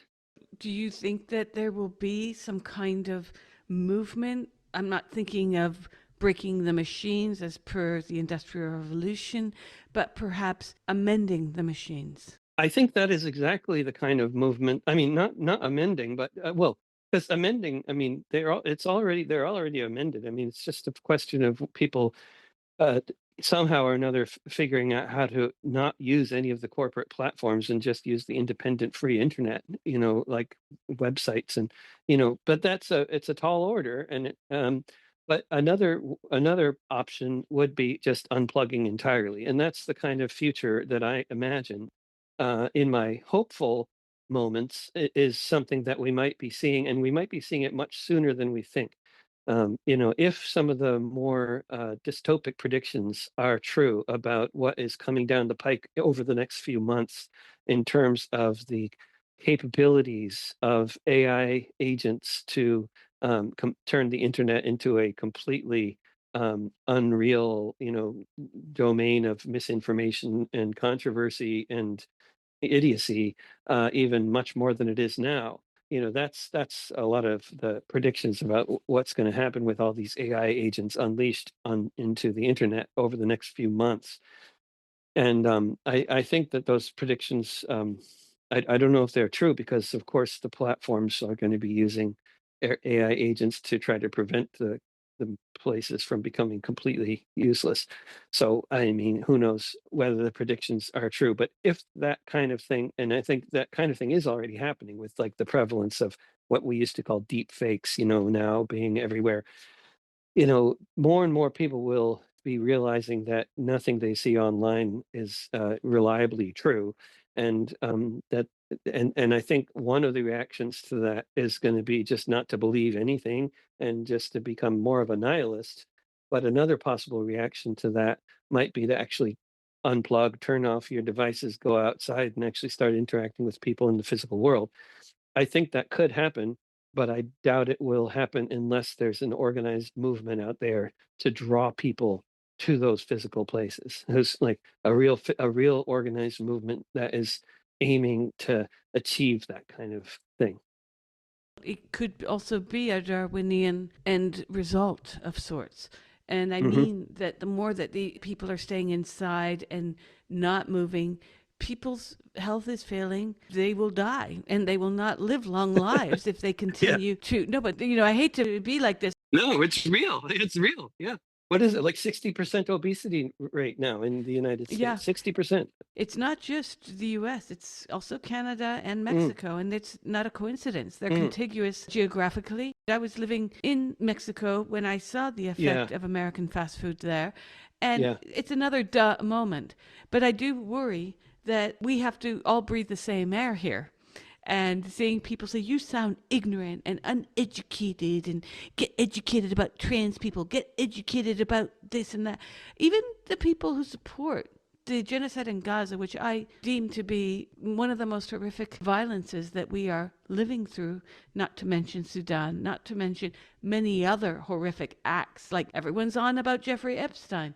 I'm like, hey, human trafficking is certainly not new. It's been going on for ages.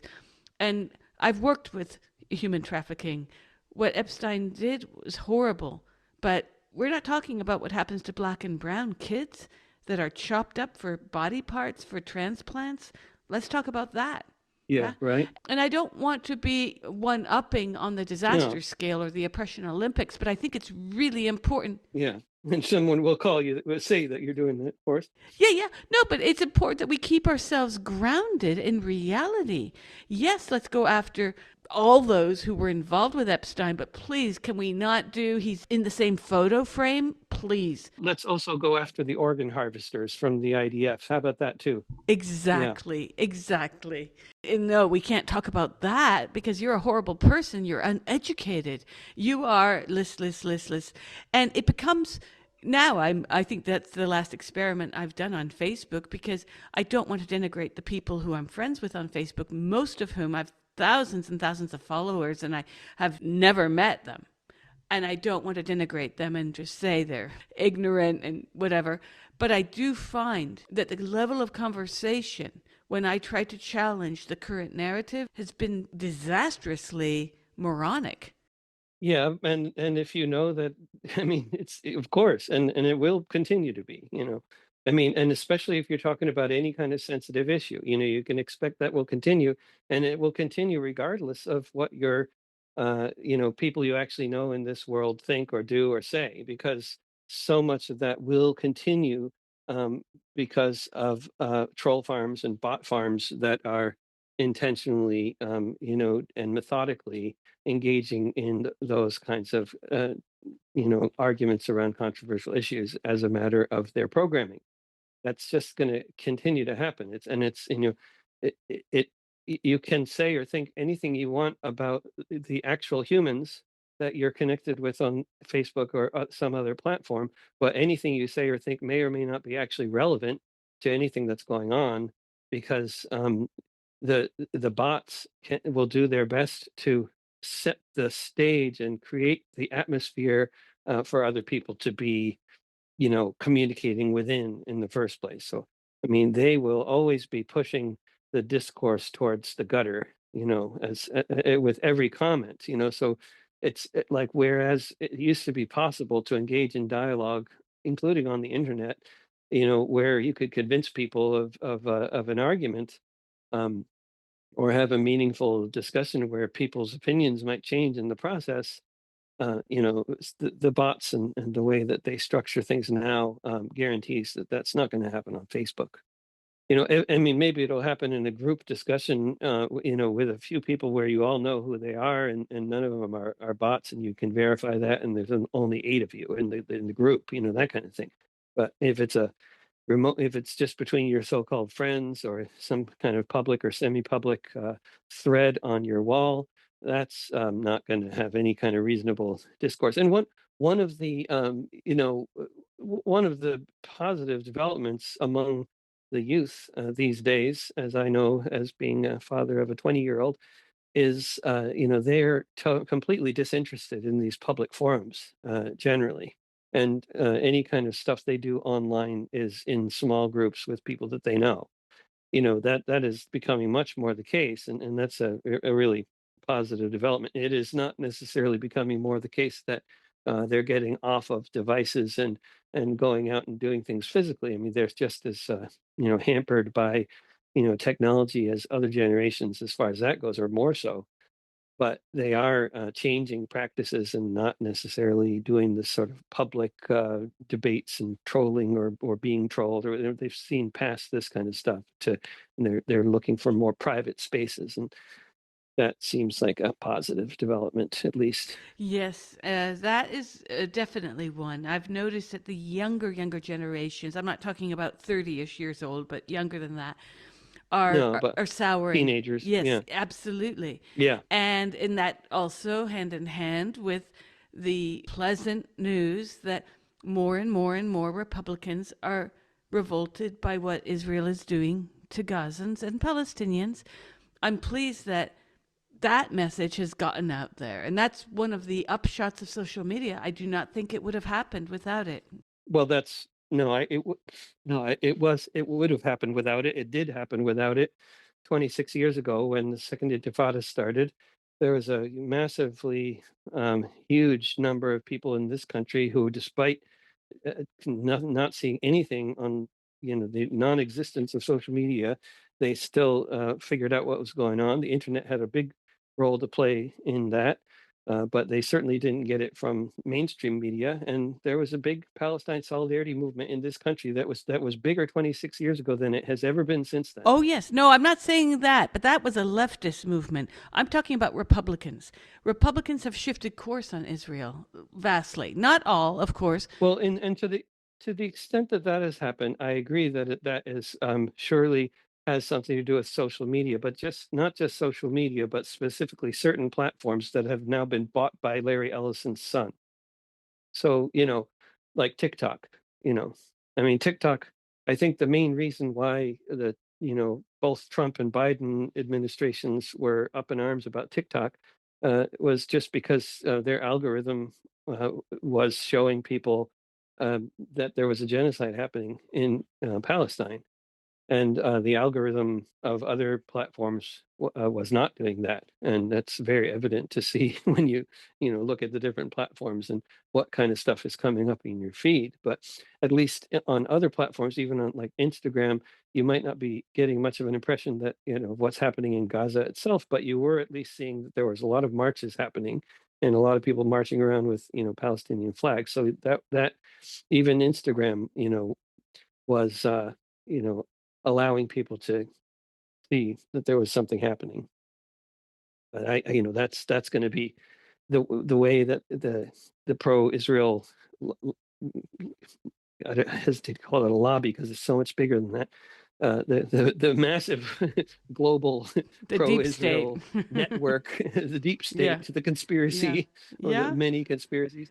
Well, on that, Trump was right. He just didn't figure he'd be bamboozled by them all over. He thought he could win. Yeah, either that or he's been working for them all along. I have no idea. I don't know, but I think in any of the speculation that Trump is being controlled by Russia, I think people that think that are not looking closely at the relationship with Israel. If you think he's being controlled by a foreign government, I can tell you which one it is, and it isn't Russia.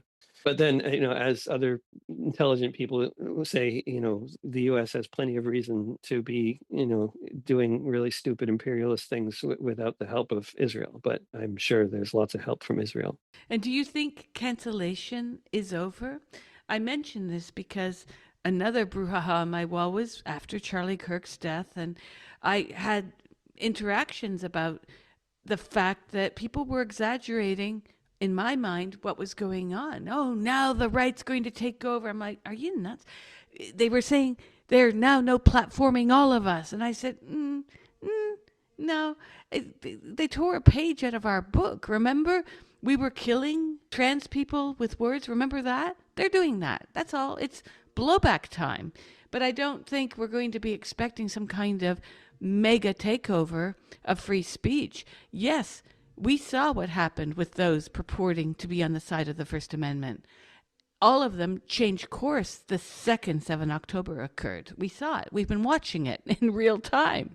Well, I mean, you're making a lot of generalizations, but I think there's been different factions for a very, very long time when it comes to actually supporting free speech and not supporting free speech. There's a lot of people both on the sort of the liberal spectrum and the conservative spectrum, who say they support free speech, and what they mean is they support free speech when it's agreeing with them, and they don't when it doesn't.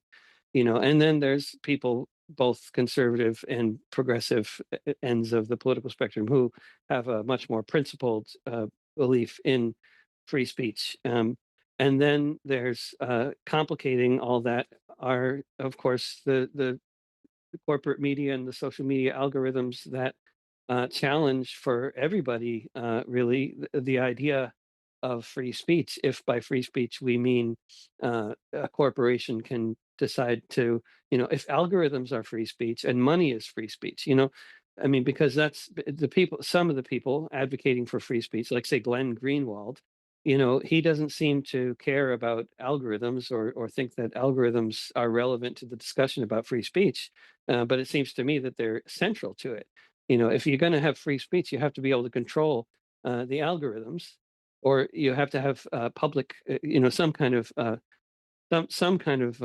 public some kind of transparency and public agreement about, what to do with the internet and these algorithms and these platforms. I mean, it's a very complicated reality that we're in, but I mean, of course, it was under the age of broadcast media too, because we've never had free speech, anywhere, because all we've had is expensive speech, really. We've had countries like the US where you at least had some, on paper you could speak freely, but in reality it's always been the case that, depending on what you say and who you support and how much money you have, and whether the algorithms now are part of it big in a big way, whether anybody hears your speech is another matter entirely. And is free speech really free if it's all controlled by algorithms and money?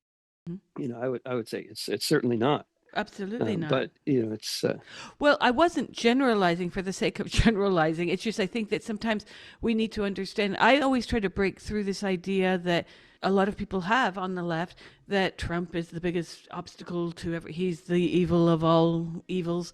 And I'm always trying to clarify that this is a systemic problem. This is not about people. And the same thing with the free speech debate around the Charlie Kirk assassination. People were saying that it was the right that was no platforming now. And I'm saying, no, everyone's platforming on both sides. I think it's really important to understand that. and what you're talking about by both sides, you're talking about liberals and conservatives, and rather than, I mean, I would say, in order to be, if we're going to be clear about what we're talking about here, then it seems to me, we have to distinguish between liberals and the left. And I don't know if if making this distinction is even relevant anymore, or if it ever was relevant. But there is, definitely, and because the left is a lot of things, right? There's nothing monolithic about the left by any means, But when I talk about the left, I'm not talking about people that support Biden or Harris or Clinton or I'm not talking about liberals. I'm not talking about empire supporting capitalist parties and their supporters.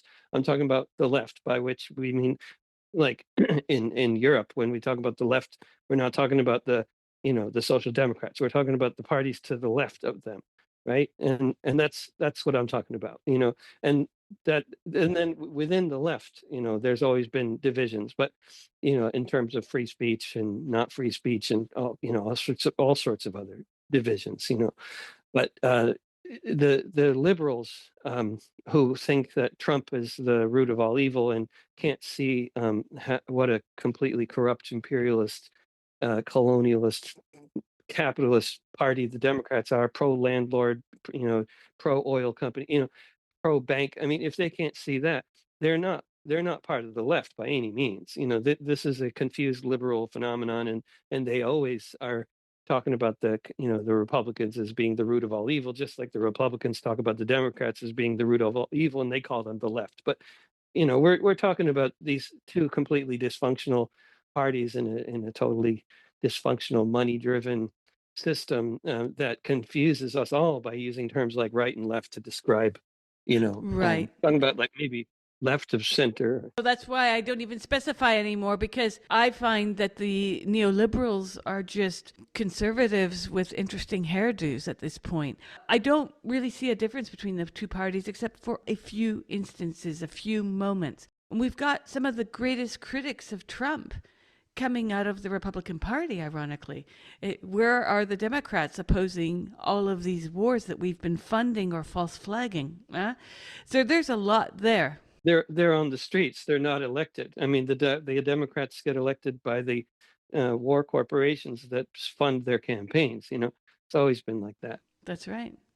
But I like your idea of making the algorithms public. And I think it should be treated as if it were shareware or public Yeah, information, basically. Because why aren't we being told, A, what is happening with our information? To give informed consent and click on those agreements with Facebook and Instagram is one thing, but shouldn't we know what is happening with our yeah, information so that any time we can right. pull out, like with a drug trial, we can pull out of our agreement and say no more? This is the kind of stuff that needs to be done because the very pernicious architectonic structure of these kinds of accords are only benefiting the mega rich and these mega corporations and transnational corporations, they are able to have a direct effect on our elections. We have many Big time. studies that have proven that, in fact, Yeah. our presidents have been elected thanks to algorithms. They have changed the Oh way yeah. Of that people are course. voting completely. And this should be the Absolutely. center of a congressional hearing that lasts not a day, not a week, but months. This is bigger than Iran-Contra. This is bigger than Watergate.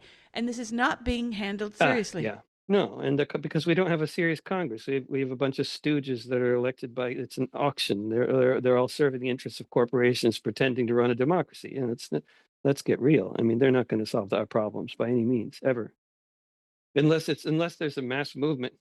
Well, I mean, social change always comes from outside in this country. It never comes from the Congress or from elected officials. It's, they're just a bunch of stooges. They respond to what's happening on the streets sometimes if there's enough happening. So when there was a massive labor movement in this country, 100 years ago, 90 years ago, they responded by passing all sorts of pro-labor legislation and staving off a revolution. They fed the people of this starving country, for a change. When there was an anti-war movement that had threatened to, really uh, that had been so powerful that nobody was joining the military anymore, and they were all moving to Canada and Sweden or becoming COs or, you know, doing all sorts of other things, getting drafted and then refusing to leave their bases in Vietnam. The anti-war movement was so effective in winning the hearts and minds of an entire generation in this country that they had to back down and cancel the draft and get out of Vietnam. That's what happened. But that's not they didn't. That's not because the Democrats were pushing for it. In none of these cases, it's always because of the streets.